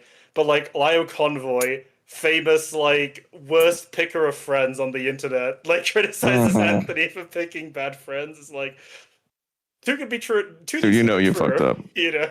Yes, Yeah, exactly. That's what I always say. Two things can be true. Yeah. Same with like the side thing, like did. Oh, sorry. The last thing I did was went after her enemy's kid. Holy yeah, after Gilded Pooh's killed. Yes. Yep. Yeah. But like, yeah. Yep. She made, it was like some veiled threat or something. These are all like art ACC people, aren't they? Yeah.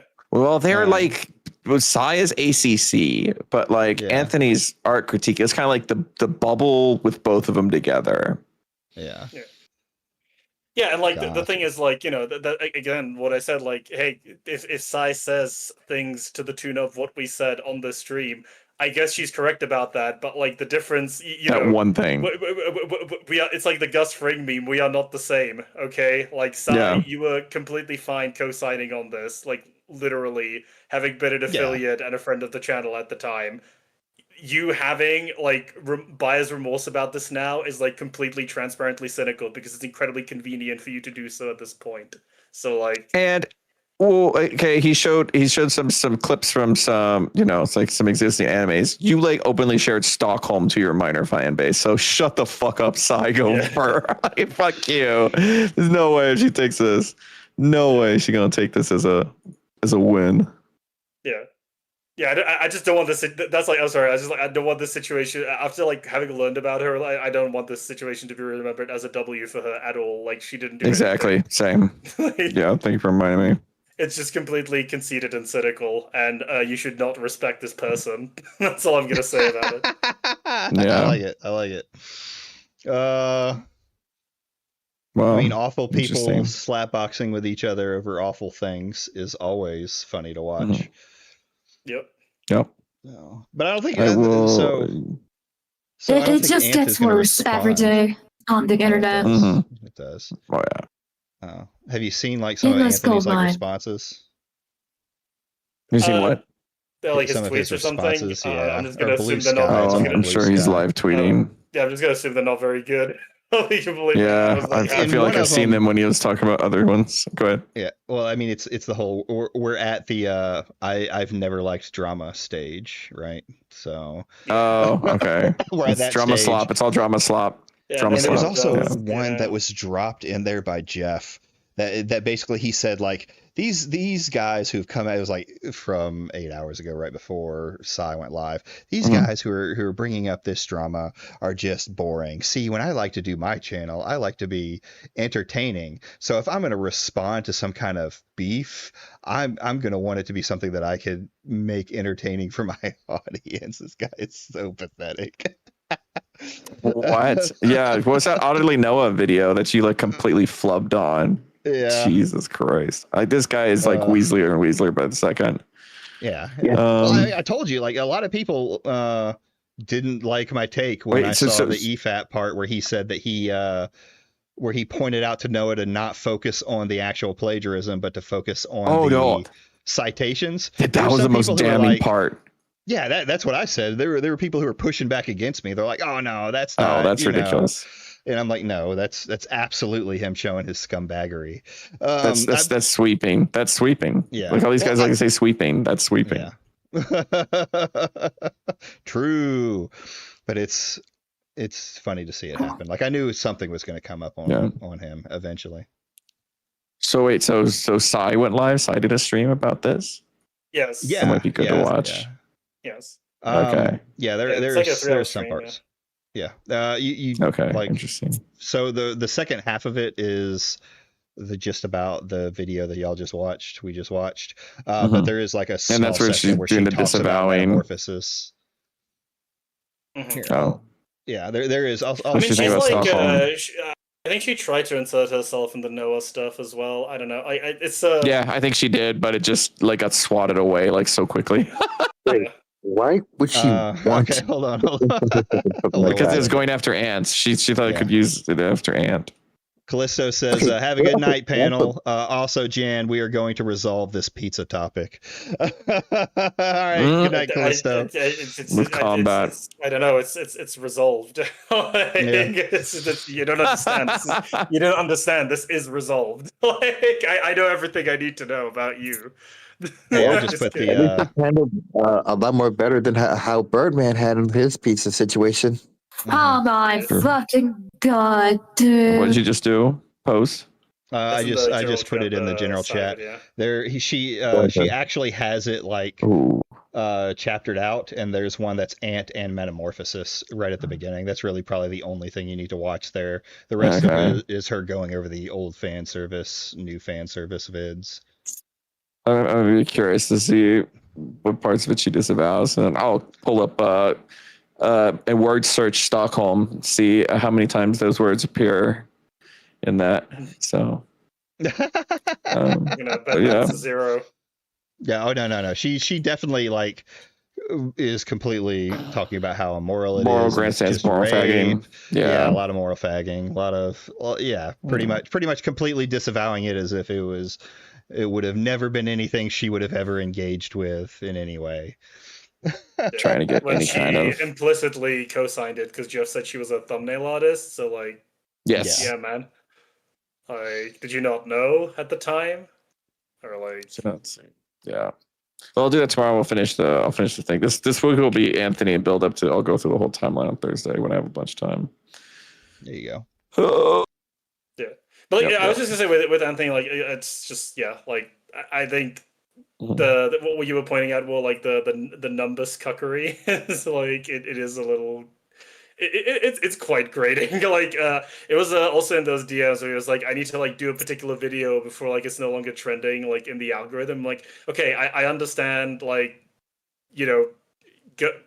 go out gamer, get your bread, but also like I don't think that I would ever transparently say that, like to anybody. Yeah. That like that's why making a video is like so that this is I have trending. to talk about Moist Critical. Yeah, like this term is trending in the algorithm, so I like need to make a video about it. I don't know. Jim and I told me it was. Yeah. Oh my god, dude. Hell yeah. Oh. All right, though.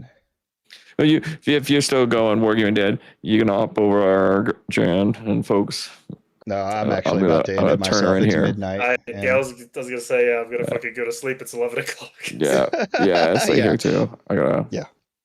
All right, everybody. Thanks for coming on. Yeah, thanks for letting me come on. I'll talk to y'all later. Yep, no problem. Definitely.